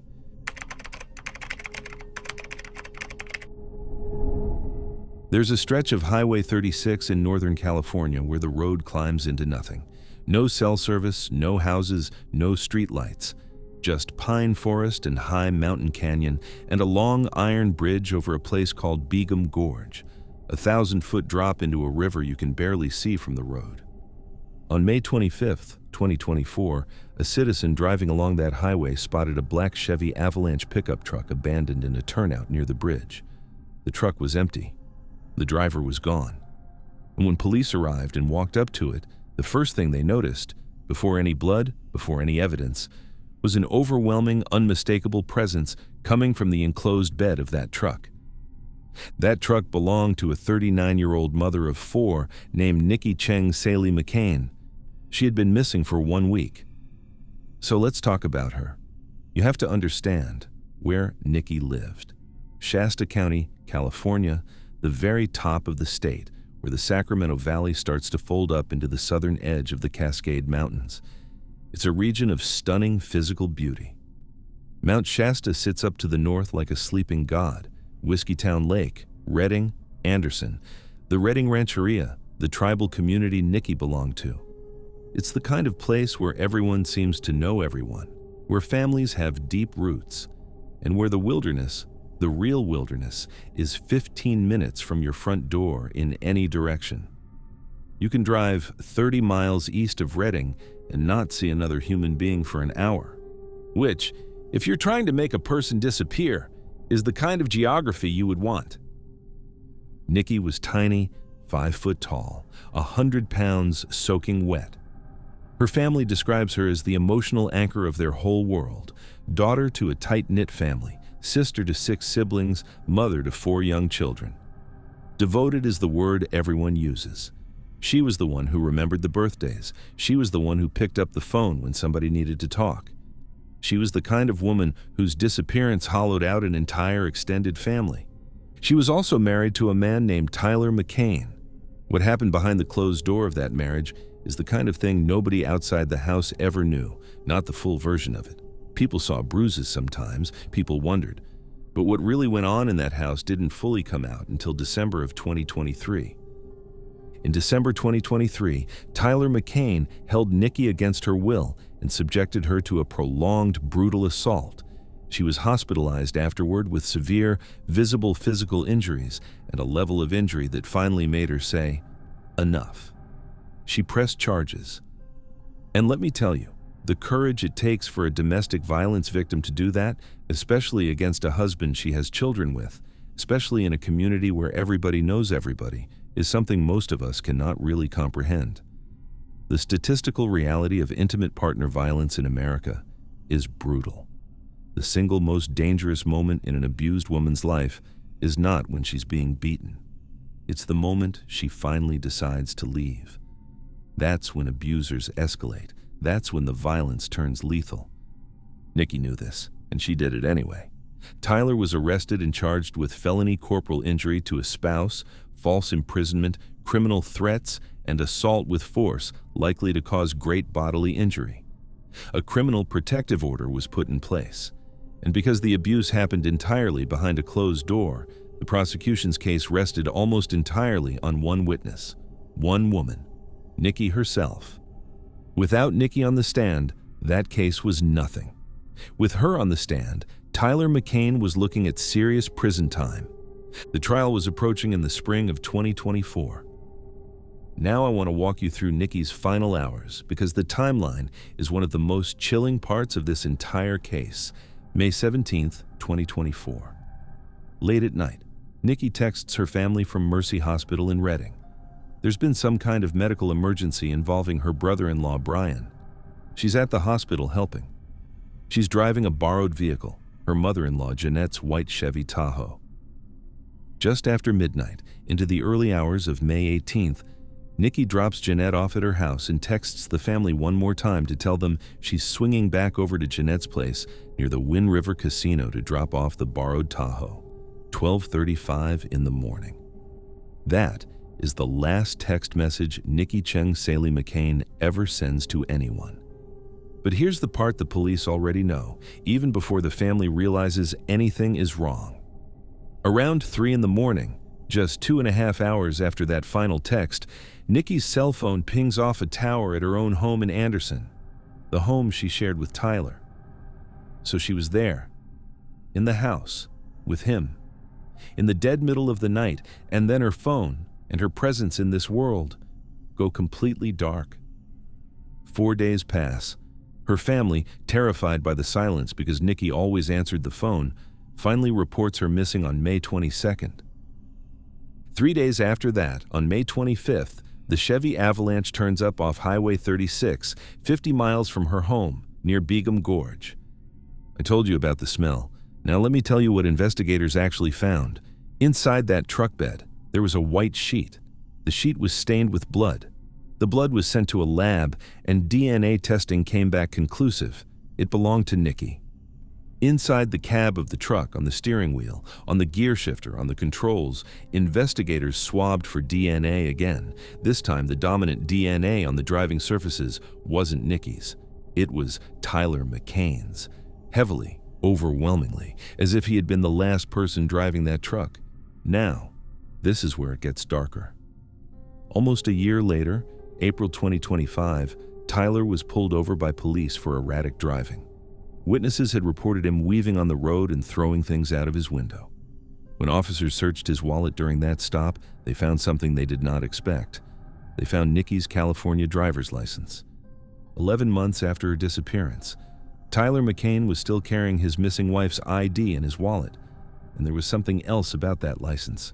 It was partially burned, like somebody had tried at some point to set fire to it, and then changed their mind, and then put it back in his wallet.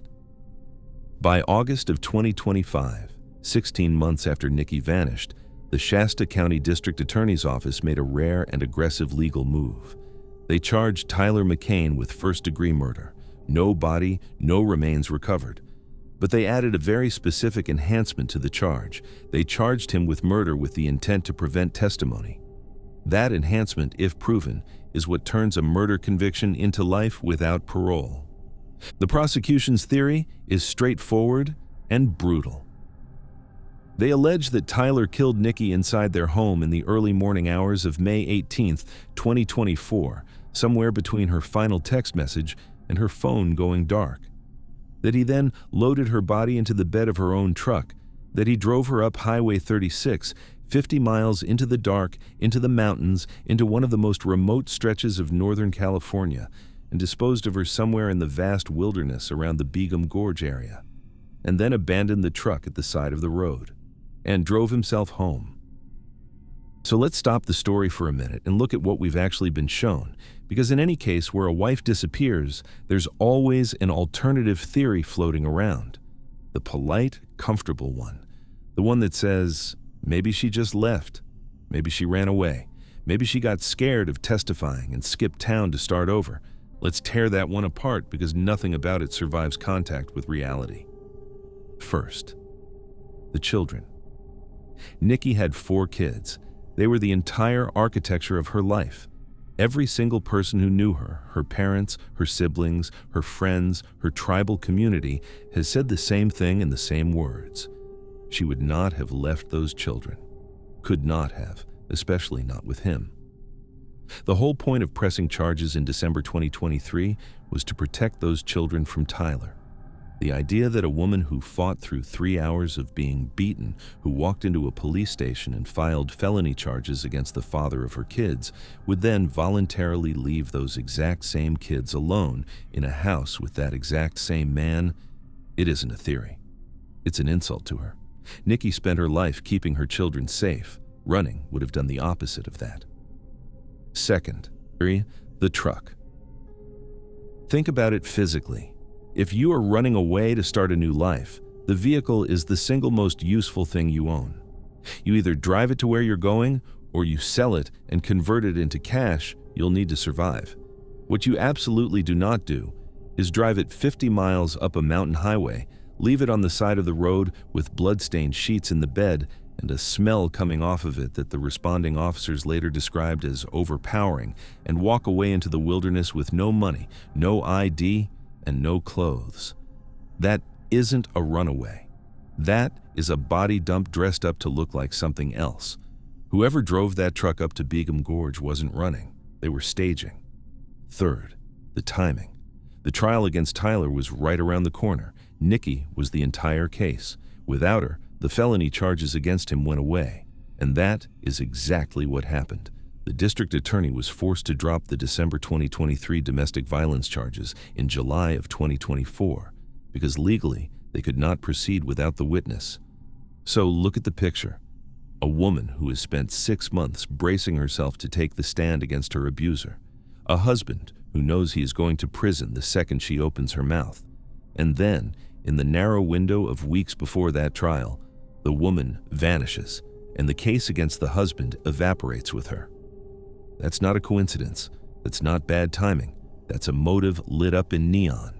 And then, on top of all of that, you've got the burned driver's license in his wallet 11 months later. You've got his DNA on the steering wheel of the truck where her blood is in the bed. You've got, according to investigators, a confidential report that Tyler admitted to a third party that he killed her after a fight on the very night she vanished. The runaway theory isn't a theory. It's a paper bag that fell apart in the rain. Here's where the case sits today. Tyler McCain is in custody. He has been charged. He has not yet been convicted. Those are charges, not findings, and the legal process is still moving forward. Whatever happens in that courtroom will happen on the strength of the physical evidence the prosecution has built. The case is structured carefully. It is precedent-setting for Shasta County, and the family has watched a system that failed Nikki in life finally start to fight for her in death. But Nikki is still out there somewhere. The searches have been massive. Drones, cadaver dogs, volunteer search teams combing the canyons off Highway 36 for weeks. Nothing has been found. Whatever was loaded into the bed of that Chevy Avalanche in the early morning hours of May 18th, 2024, was offloaded somewhere in tens of thousands of square miles of Northern California wilderness, and it has stayed there ever since. Her parents do not get to bury her. Her siblings do not get to visit a grave. Her 4 children, the children whose entire world she was, do not get to say goodbye in the ordinary human ways that a family is supposed to be allowed to say goodbye. Here's what stays with you about Nikki Chung Saley McCain. She did everything they tell you to do. She got out. She told the truth. She walked into a police station, filed the charges, signed the papers, and put her name to the document that was going to end the abuse for good. She did the hardest thing a domestic violence victim can do, and somewhere between the courage of that decision and the date she was supposed to take the stand and finish the job, she was killed for it. A 5-foot, 100-pound woman who fought for years to protect her children, silenced just weeks before she would have been the most powerful witness in her own life. The system caught up, the charges came, the cuffs went on. But the mountain is still keeping its part of the secret. Somewhere up off Highway 36, past the Iron Bridge and the Dark Gorge and the pines that don't end, Nikki is still waiting to come home.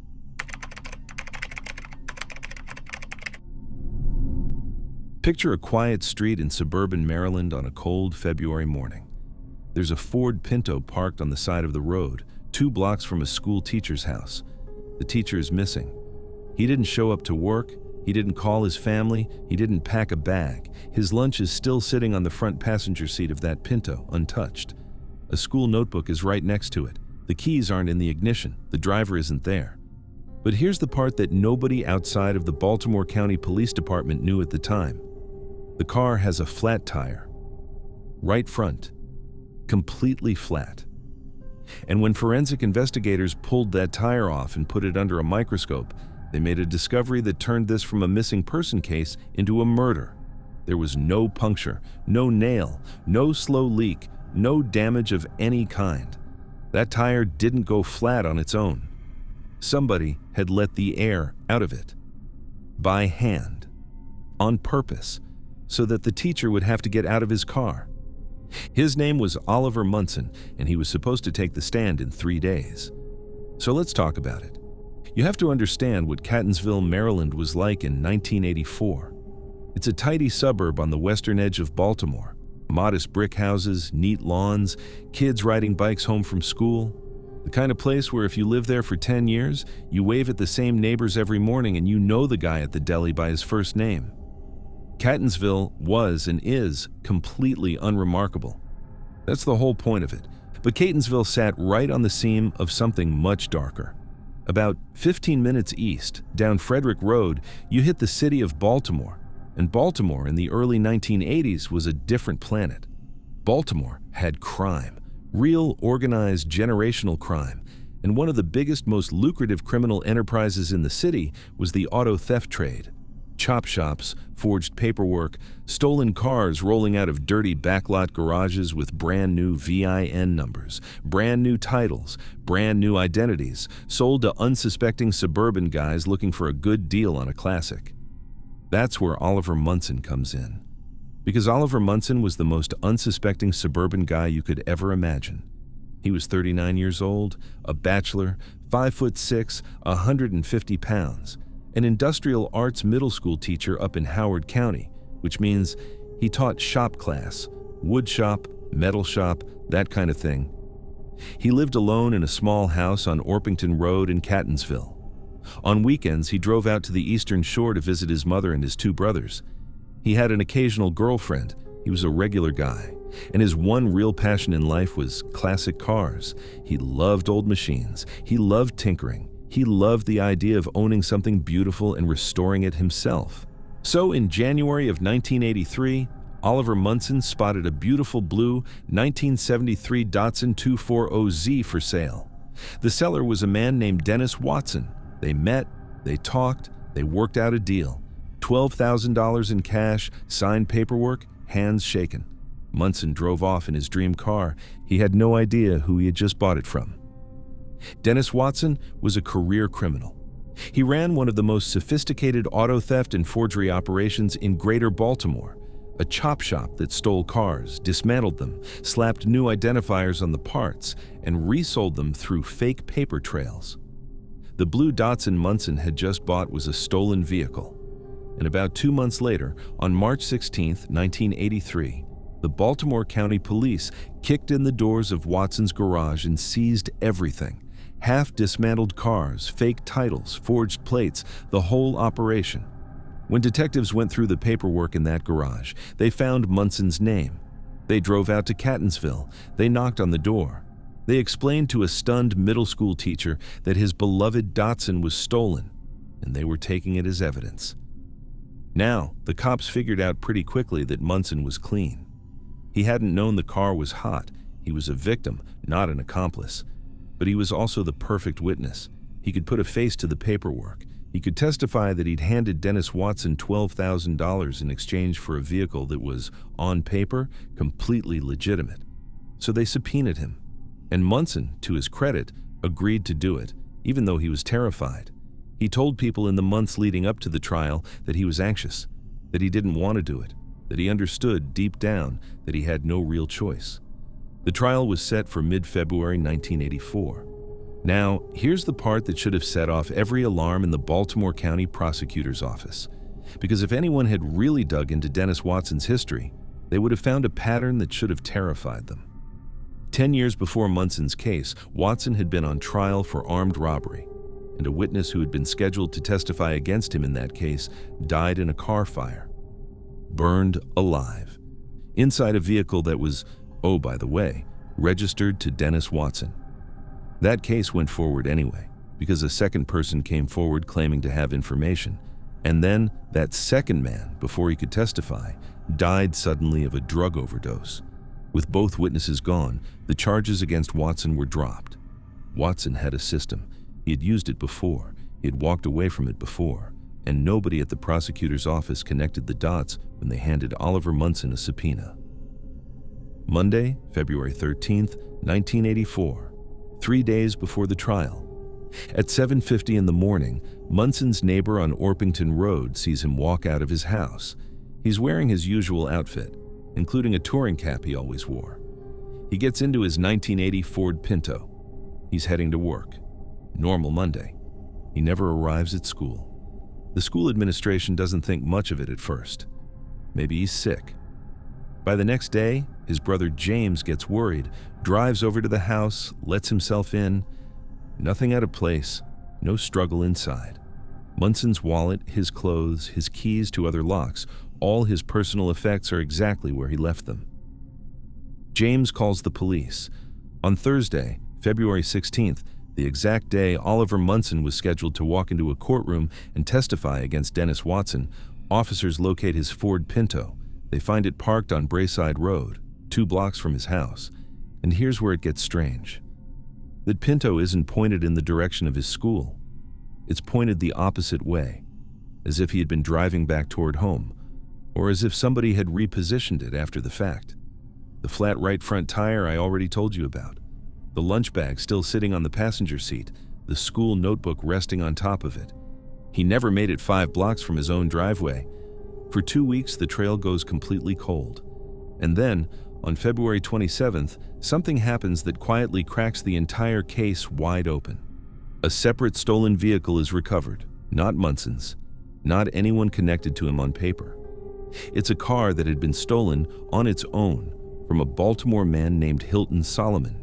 And crucially, Solomon's car had been stolen just a few hours before Munson disappeared. Police find Solomon's car abandoned on the edge of a huge wooded area on the west side of Baltimore called Leakin Park.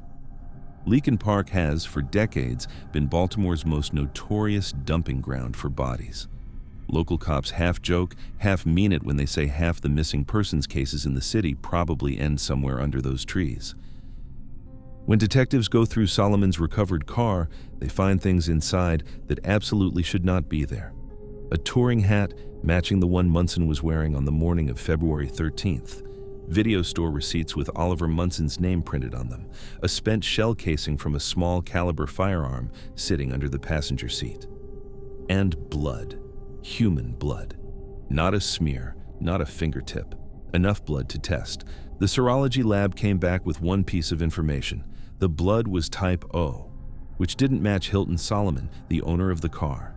The problem was, the police needed it to match Oliver Munson, and they couldn't actually prove that, because Munson was a single middle-aged guy who'd never had a major hospital stay or military record on file. There were no medical records anywhere documenting his blood type. The single most important piece of physical evidence in the case became unprovable because Oliver Munson had never had reason to bleed on a chart anywhere in his life.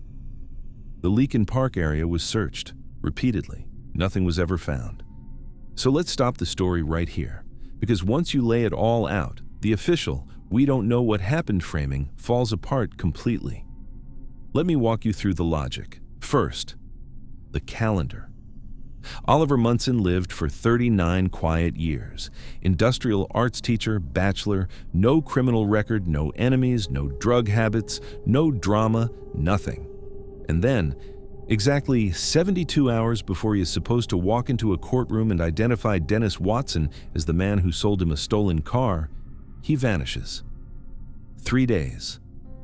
The mathematical probability that a perfectly clean man, in his 40th year of an utterly uneventful life, randomly meets a violent end on the exact Monday before he's scheduled to testify against a known organized criminal. That probability is essentially zero. This wasn't a mugging. This wasn't a heart attack on a back road. This was scheduled. Second, the Pinto. Think about it physically. The car was parked on Brayside Road, 2 blocks from his house, facing the wrong direction, with a tire that didn't go flat on its own. If you were running away to start a new life, and we're already talking about a guy whose entire life was one neighborhood, you don't park your car around the corner from your own front door and walk into the void. You also don't leave your lunch in the front seat. You take it. You take everything. The Pinto looks exactly like what it was, a vehicle that got intercepted, deliberately stopped with a manufactured flat tire, and then dumped close to home so the body could be transferred into a second car. Third, and this is the smoking gun of the whole case, the Hilton Solomon vehicle, a separate stolen car with absolutely no connection to Munson's life, except for the fact that on the inside, it's covered in Oliver Munson, his hat, his receipts, a shell casing, type O blood, found dumped at the edge of Leakin Park. There's only one way Munson's personal possessions end up inside a random man's stolen car. That vehicle was used as a disposable murder kit, the kind of move that takes planning, the kind of move that takes a crew. You steal a car you don't own. You use it to commit the crime, knowing it can't be traced back to you. You dump it at the edge of the city's most notorious body disposal site, and you walk away clean. That is not the work of a random street criminal. That is the work of an organized auto theft ring that, surprise, has a known history of eliminating its own witnesses. Fourth, Watson's pattern. 10 years before this, 2 of his witnesses died before they could testify. A burning car, a sudden overdose, and the charges fell apart. The same playbook, with 1 more page added to the binder, ran again in Catonsville in February 1984. You don't get to call that a coincidence, you get to call it a method. Here's the part that's still hard to swallow. Oliver Munson was legally declared dead in May of 1985, presumptive homicide.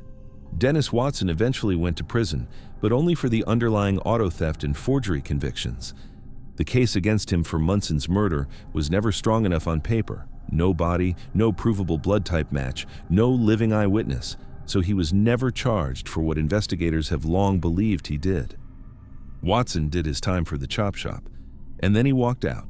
Oliver Munson never came home. Here's what stays with you about this case.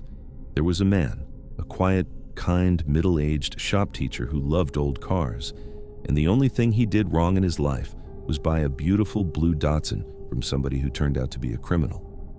That was it. That was his whole crime. He didn't run a drug operation. He didn't owe anybody money. He didn't sleep with the wrong man's wife. He bought a car. And when the police asked him to do the right thing, to walk into a courtroom and just tell the truth about that car, he said yes. Even though he was scared, even though he didn't want to. Because that's what regular decent people do when they're asked. Somebody let the air out of his tire on a quiet morning in Catonsville. Somebody intercepted him before he got 5 blocks from his own front door. And then they put his hat and his receipts and his blood into the back of a car that wasn't his, and they drove him out to a wooded park on the edge of Baltimore, and they made him disappear. 41 years later, he is still out there somewhere in those trees. A school teacher whose only crime was answering a for sale ad.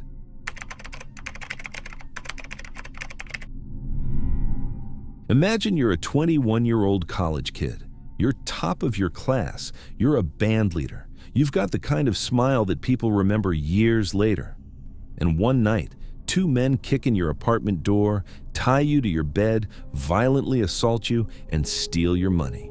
You do the brave thing. You go to the police. You name your attacker, and the legal system's response to you, the victim, is to fine you $50, issue a warrant for your arrest, and force you to take the stand without any protection whatsoever. 6 days before that man's trial, you vanish off the face of the earth. That happened to a real person. His name was Henry Louis Baltimore Jr., and his disappearance is, 53 years later, still the oldest open case in the East Lansing Police Department's files. So let's talk about it. You have to picture East Lansing, Michigan, in the spring of 1973. It is a campus town in every sense of the word. Michigan State University owned that place. The trees, the brick buildings, the football Saturdays, the marching band rolling out across Spartan Stadium with the brass section hitting hard enough to rattle your sternum. The Vietnam War was still raging. Title IX had just become law. The civil rights movement had moved off the streets and was now reshaping who got to sit where on campus. There was energy in the air. There was also a quiet undercurrent of something nastier, because just an hour up the road sat Flint, an industrial city that was starting to slip, and Flint had a reputation for sending its predators down the freeway to pick off naive college kids who left their doors unlocked. Henry Baltimore Jr. was the kind of kid you'd build a brochure around. He grew up in Jackson, Michigan. In high school, he was a drum major at Parkside, leading the band down Main Street on parade days. When he got to Michigan State, he didn't just keep going, he made history. In 1972, Henry became the first black drum major in the entire history of the MSU Spartan Marching Band. Think about what that means. He was out in front of one of the most visible institutions on campus, in a uniform, in a giant feathered shako, with thousands of people in the stands watching him conduct. He was an honors student. He was majoring in psychology, with side work in social science and music. His professors loved him. His friends loved him. People who knew him for 30 seconds at a party remembered him. One of his classmates later said his smile would light up the room, and that's the kind of phrase people throw around at funerals. But in Henry's case, multiple people said it independently. The man had presence. He had everything going for him. Until March 3rd, 1973. That night, Henry was home alone in his off-campus apartment when two men kicked in the door. Now, these guys weren't subtle. They thought Henry was holding drugs. He wasn't. There were no drugs in that apartment because Henry wasn't that kind of student. So when they didn't find what they came for, they got mean. They gagged him. They tied him to his own bed.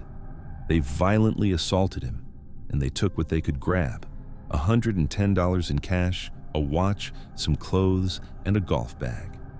And then they left. Now, here's something that tells you everything you need to know about how scary this was. Henry didn't go to the police that night. He didn't go the next day. He sat on it for 10 days. 10 days of looking over his shoulder. 10 days of his father calling him, asking him what was wrong. It was only after his dad pushed him hard, really pushed him, that Henry finally walked into the East Lansing Police Department and filed a report. He gave them a name: Roy L. Davis, 22 years old, out of Flint. The cops picked Davis up on armed robbery charges, and then, and this is where it gets infuriating, they let him post bond. So a man who broke into a college student's apartment, tied him up, and beat him with a gun was now walking around free, knowing exactly who had ratted him out, knowing exactly where Henry lived. So Davis went back. He went back to Henry's apartment more than once. He brought somebody with him, that unidentified second guy from the original robbery, who the police never caught and never even identified. And he made it very clear what was going to happen if Henry testified. He even tried something out of an old gangster movie. He brought back some of the stolen items, the watch, the golf bag, like he was making a deal. Like, hey, you take this stuff back, you forget what happened, we're square. That's not a peace offering. That's a threat with a bow on it. Now this is where the story stops being just a crime story and starts being a story about the system that was supposed to protect Henry. Because Henry told the prosecutor about the threats. He begged them to let him drop the case. He was scared out of his mind, and the prosecutor said no. Fine. So Henry just didn't show up to the preliminary hearing in early May. And here's where you really have to stop and read this part twice. Because the judge issued a bench warrant, not for Roy Davis, the armed robber, for Henry Baltimore, The victim, the kid who'd been tied to his own bed. The judge fined the victim $50 for not showing up and ordered him to come back to court on May 24th and testify whether he liked it or not. No protective custody, no surveillance detail, no safe house. Just, hey kid, get back in here and identify the guy who threatened to kill you, or we'll lock you up. So Henry did it. On May 24th, 1973, with no protection whatsoever, he walked into a courtroom and put Roy Davis on the stand. He did the brave thing again. And the system set a date for the circuit court arraignment, June 1st, 1973. Henry was going to be the star witness. The whole case turned on him. He never made it. May the 30th, 1973. 2 days before the arraignment, Henry got up that morning and did what he always did. He went to his morning classes on the MSU campus. He came back to his apartment around 10:30. He dropped one of his 3 roommates off at the university library, and then he went back home. That's it. That is the last time anyone Henry knew laid eyes on him. Around 11:30 that morning, neighbors at the apartment complex noticed something. There was a green car parked in a reserved spot, a car that didn't belong there. And there were 2 men at Henry's apartment door, not knocking, pounding, aggressively pounding on the door of a kid who lived alone in the middle of the day. Henry's older sister Laurel showed up that afternoon. She'd typed up a paper for him as a favor and was dropping it off. She got there to find Henry's 1968 Buick parked in its usual spot. She let herself into the apartment. His keys were sitting where he always left them. His wallet was there. His clothes were in the closet. His books were on the desk. Everything Henry owned was exactly where Henry would have put it. But Henry himself, gone. So let's stop the story and actually look at what we're being asked to believe. Because the alternative explanation, the polite, comfortable theory, is that Henry skipped town. That Henry was so scared of testifying that he just bailed, vanished himself, started over somewhere new. Let's tear that one apart with logic, because it doesn't survive even 30 seconds of honest thinking. First, the car. Henry had a 1968 Buick parked outside his front door, functional, gassed up, keys hanging inside. If you are a 21-year-old broke college kid who has decided to disappear into a new life, the first thing you take is your car. You need transportation. You can't hike to a new life. He left it. Second, the wallet. His ID was in there. His cash was in there. Henry didn't even have his own driver's license on him when he vanished. If you are running away to hide from a violent criminal, you do not, under any circumstance, leave without your identification and every cent you own. You need that money to eat. You need that ID to rent a room, to get a job, to do literally anything in 1973 America. He left all of it. Third, the clothes. Not a shirt missing, not a pair of shoes, not so much as a toothbrush. People who flee pack a bag. Even in a panic, he didn't pack one thing. Fourth, and this is the one that really matters. Think about who Henry was as a person. This was a young man who, 10 days after being attacked, walked into a police station and named his attacker. This was a young man who, even after his attacker came back to his apartment to threaten his life, still showed up in court on May 24th and testified. This was a drum major, a natural-born leader, a kid who literally stood in front of crowds for a living. Henry Baltimore had already proven twice that when faced with a choice between fear and duty, he chose duty. The idea that this same young man, 6 days before the final court date, after going through everything he'd already gone through, suddenly just folded and ran into the woods? It doesn't fit the man. It doesn't fit the pattern. It doesn't fit any of it. And here's the kicker, the piece of evidence that closes the case in my head. It's been more than half a century, 53 years. Henry Baltimore's Social Security number has never been used. He has never filed a tax return. He has never opened a bank account. He has never gotten a driver's license in any state. His family, who adored him, who he was tight with, has never once gotten a call, a postcard, a single sign of life. The man's DNA is in CODIS, the national database. Not one hit, not one match, not in a hospital, not in a morgue, not as a John Doe somewhere quietly living under a fake name. People who run away leave a trail, even if it's faint. Even if it takes decades, they get into trouble somewhere. They get pulled over. They get fingerprinted on a job application. They eventually surface. Henry didn't, because Henry couldn't. So what happened on May 30th, 1973, between 10:30 and 11:30 in the morning? The most likely answer is the ugliest one. Davis was facing serious prison time. His unidentified accomplice was still out there, still anonymous, still completely free to move around East Lansing without being recognized. Two men were seen pounding on Henry's door at exactly the time Henry would have been home alone. 6 days later, Davis's case collapsed because his accuser was gone, and the prosecution, suddenly desperate, offered Davis a sweetheart plea deal. He pled to a lesser charge of felonious assault with intent to rob. He served 6 months in the county jail. 6 months. For a brutal assault on a college student, threatening his life repeatedly, and then, almost certainly, making him disappear. Davis was never charged with anything to do with Henry. No body was ever recovered. The prevailing theory among investigators is that Henry was driven up the rural highway corridor between East Lansing and Flint and buried in a shallow grave somewhere off the road. Davis is dead now. His accomplice was never named. Whatever they did with Henry, they took it with them. Here's what stays with you about this case. Henry Baltimore did everything right. He reported the crime. He stood up in court. He cooperated with the system. He acted exactly the way every prosecutor, every judge, every police officer would tell a young man to act when he's been the victim of violence. And the system, in return, treated him like the problem. Fined him $50, sent him into a courtroom without a single bodyguard, made him walk back home to his apartment alone after testifying against a man known to threaten witnesses. A brilliant kid, a drum major, the first black band leader at one of the biggest universities in the country, a young man whose smile, by every account, lit up rooms. He raised his right hand. He told the truth. And 6 days before he was supposed to do it one last time, somebody walked up to his apartment door and made sure he never would. 53 years of silence. No body, no grave, no closure.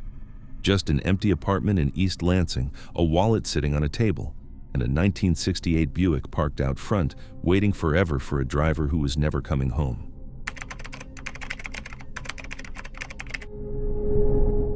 Imagine you're sitting at home in your downtown Los Angeles apartment in 1953. Your wife is in the kitchen. You're a professional safecracker, which is a strange job, but it pays. And there's a knock at the door. You open it, and two men with guns step inside. Your wife grabs a rifle off the wall. She actually aims it at them. A Western movie standoff right in your living room. And the men look at her and tell her, very calmly, that if she pulls that trigger, she'll be dead before the casing hits the floor. So she puts the rifle down. And those men drag you out of your home, throw you into a car waiting at the curb with a woman behind the wheel, and drive off into the Los Angeles night. You are never seen again. Not in 1953, not in 1960, not 73 years later. His name was Baxter Shorter, and his story is one of the cleanest, most cold-blooded mob hits in California history. So let's talk about it. You have to understand Los Angeles in 1953. People look at old photos of it and they see palm trees, convertibles, women in floral dresses, the Hollywood sign in the haze. They see a fantasy.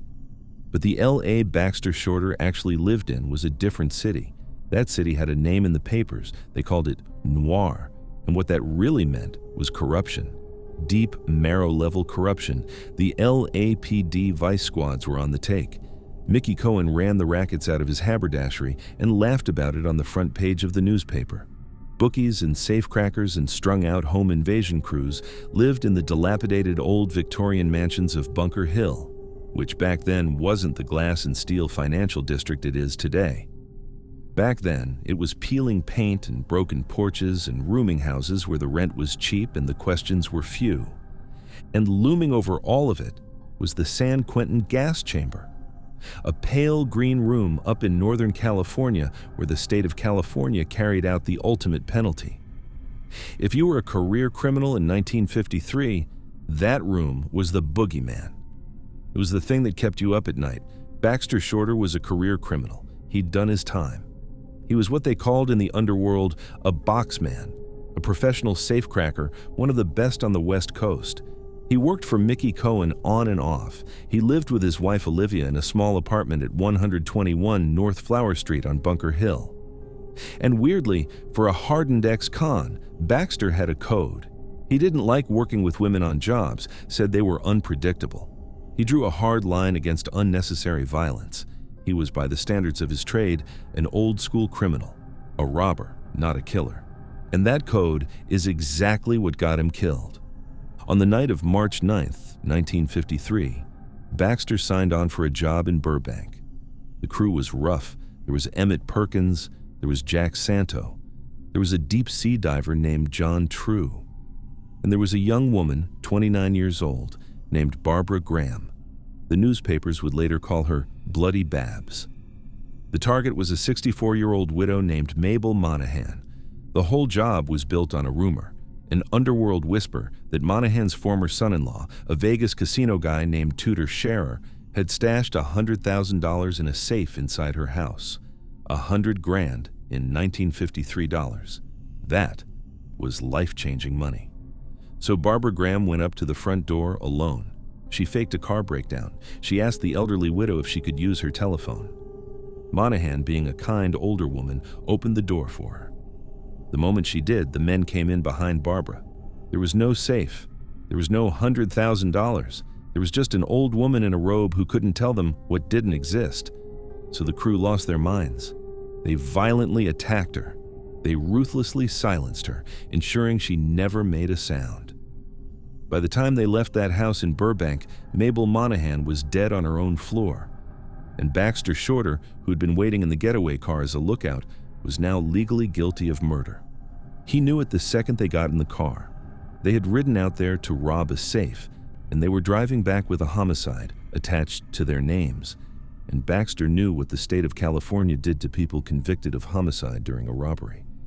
He could see that pale green room with his eyes closed. So when the crew dropped him off in Hollywood, he did something dangerous. He found a payphone. He called an ambulance to the Monahan house, anonymously. He even gave the operator a phony Los Angeles address instead of the real Burbank one, because he didn't want the Burbank cops showing up before he was clean of the scene. It was a half gesture, a weak attempt to save her life without saving himself. It didn't work. She was already gone. And then Baxter did the thing you absolutely do not do in the underworld of 1953 Los Angeles. He went to the district attorney. Within a few weeks, he was sitting across from prosecutors and telling them everything: names, dates, roles, who held the gun, who tightened the pillowcase, who drove the car. He laid out the whole crew: Perkins, Santo, True, Graham. He was going to be the state's star witness. He was going to walk 3 of the most dangerous people in California into the gas chamber. And in exchange, he was getting full immunity. It was the cleanest deal a guy like Baxter Shorter was ever going to get. Except, word got out. Now, this is where it gets strange and ugly, because Baxter's confession to the DA was supposed to be a deeply classified, locked-down piece of information. Only a handful of people in the entire prosecution office were supposed to know about it. And yet, within days, the criminal underworld of Los Angeles knew. Mickey Cohen's people knew, Jack Santo knew, Emmett Perkins knew. They knew Baxter had flipped, and they knew he was going to put their bodies in chairs. There is, to this day, no innocent explanation for that leak. Somebody inside the DA's office or inside the LAPD was on the mob's payroll. Somebody picked up a phone, and from the moment that phone rang, Baxter Shorter was a dead man walking. He just didn't know how little time he had left. On the night of April 14th, 1953, or maybe April 15th, the exact date is still a little unclear in the records, 2 men walked up to the door of the Bunker Hill apartment on Flower Street. Baxter and Olivia were inside.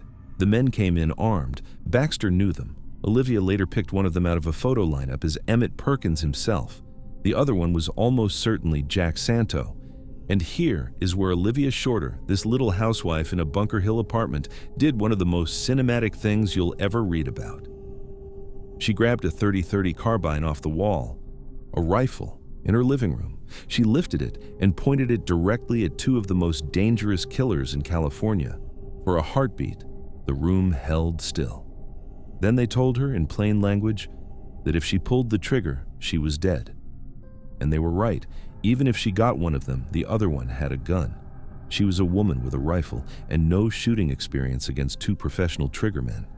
She lowered the gun. They walked Baxter out the door, down to the curb, and shoved him into a 1951 Dodge or Plymouth. Olivia couldn't be sure of the make in the dark. What she did see was a woman sitting in the driver's seat, waiting. The car pulled away from Flower Street, and that was the last anyone who loved Baxter Shorter ever saw of him. So let's stop the story right here and actually look at it, because something about this case has bothered investigators and historians for 70 years. First, the police. Let's talk about the cops. You have a confessed safecracker who has just handed you Jack Santo and Emmett Perkins on a silver platter. These are not small-time crooks. These are two of the most violent men in the entire West Coast underworld. The state is about to use Baxter's testimony to put them in the gas chamber, and the police let him go home, to his own apartment, at his own listed address, the address Jack Santo could have looked up in a phone book. No protective custody, no safe house, no surveillance car parked across the street. Nothing. They handed him a death sentence and called it law enforcement. The logic gap there is enormous. You don't give the mob a forwarding address for your star witness and call it a job well done. Second, and this is the one that really gets me, Baxter himself. This was not a kid. This was not a first-time offender. Baxter Shorter had been in the criminal underworld for decades. He knew Jack Santo personally. He knew exactly what Santo did to informants. He knew what Mickey Cohen's people did to people who talked. Baxter Shorter, of all people on earth, should have known that the second he walked out of the DA's office, his life expectancy was measured in days. So why on earth was he sitting in his own living room on Flower Street, waiting? Why didn't he take Olivia and run to Mexico, to Nevada, to literally anywhere that wasn't his own listed address? A man smart enough to crack a bank vault was, somehow, dumb enough to sit and wait for the people he'd just betrayed to come knocking. It doesn't add up. The only explanation that does add up is that he trusted the DA's office to protect him, and the DA's office failed him, or worse, betrayed him. Third, the body. Here's the thing about mob hits in 1953. They were messages. When the mob killed a rat, they left the body somewhere the rest of the underworld could see it, in the trunk of a car, slumped over a steering wheel in an alley, on the floor of a restaurant. The whole point of killing an informant was to send a signal to every other potential informant in town. This is what happens when you talk. So why, in Baxter Shorter's case, did they go to the trouble of making him completely disappear? Why drive him for hours into the mountains, dig a grave, and bury him in unmarked dirt when leaving him in his own driveway would have served the same purpose? The answer might be that the people who took him didn't want certain physical evidence ever found. Maybe the bullets matched something. Maybe somebody on his body could be traced back to a corrupt cop. We'll never know. But there is one detail, one beautiful, tragic, almost poetic piece of evidence. When the police finally located the abandoned getaway car a few days later, it was registered to Jack Santo's girlfriend, a woman named Harriet Henson. Detectives went over it carefully. And inside the vehicle, they found something small. Something that doesn't belong inside a city car in downtown Los Angeles. A tiny piece of a rare yellow desert flower. The botanists who looked at it could tell investigators exactly where that flower grew. It grew in the dry, high desert near Palm Springs, in the foothills of the San Jacinto Mountains, hours east of the city, out where the wind moves through the Joshua trees and the ground is hard and rocky and silent. That's where Baxter Shorter is, somewhere out there, in an unmarked grave under that yellow desert flower. The trial went forward without him. The prosecution had to scramble. They offered the same kind of immunity deal to John True, the deep-sea diver, and he agreed to testify. With True on the stand instead, Barbara Graham, Emmett Perkins, and Jack Santo were all convicted. All three were strapped into the gas chamber at San Quentin on the same day in June 1955. The newspapers called them the Unholy Trio. Baxter Shorter was legally declared dead in 1960. Here's what stays with you about Baxter Shorter. He was a criminal. He robbed people. He cracked safes. He was no choir boy. But when a job he signed up for turned into the murder of a 64-year-old widow, something in him refused to let it sit. He picked up a payphone and tried to save her life. He walked into the DA's office and tried to do the right thing, for the first time in his life, maybe. And the system that was supposed to protect him sold him out before the ink on his statement was dry. A man who spent his whole career figuring out how to crack lock things couldn't, in the end, figure out how to crack the one thing that mattered. He couldn't get out of his own apartment alive. Somewhere in the desert east of Palm Springs, under a tiny yellow flower, there's a man who tried to do better, and we will probably never find him.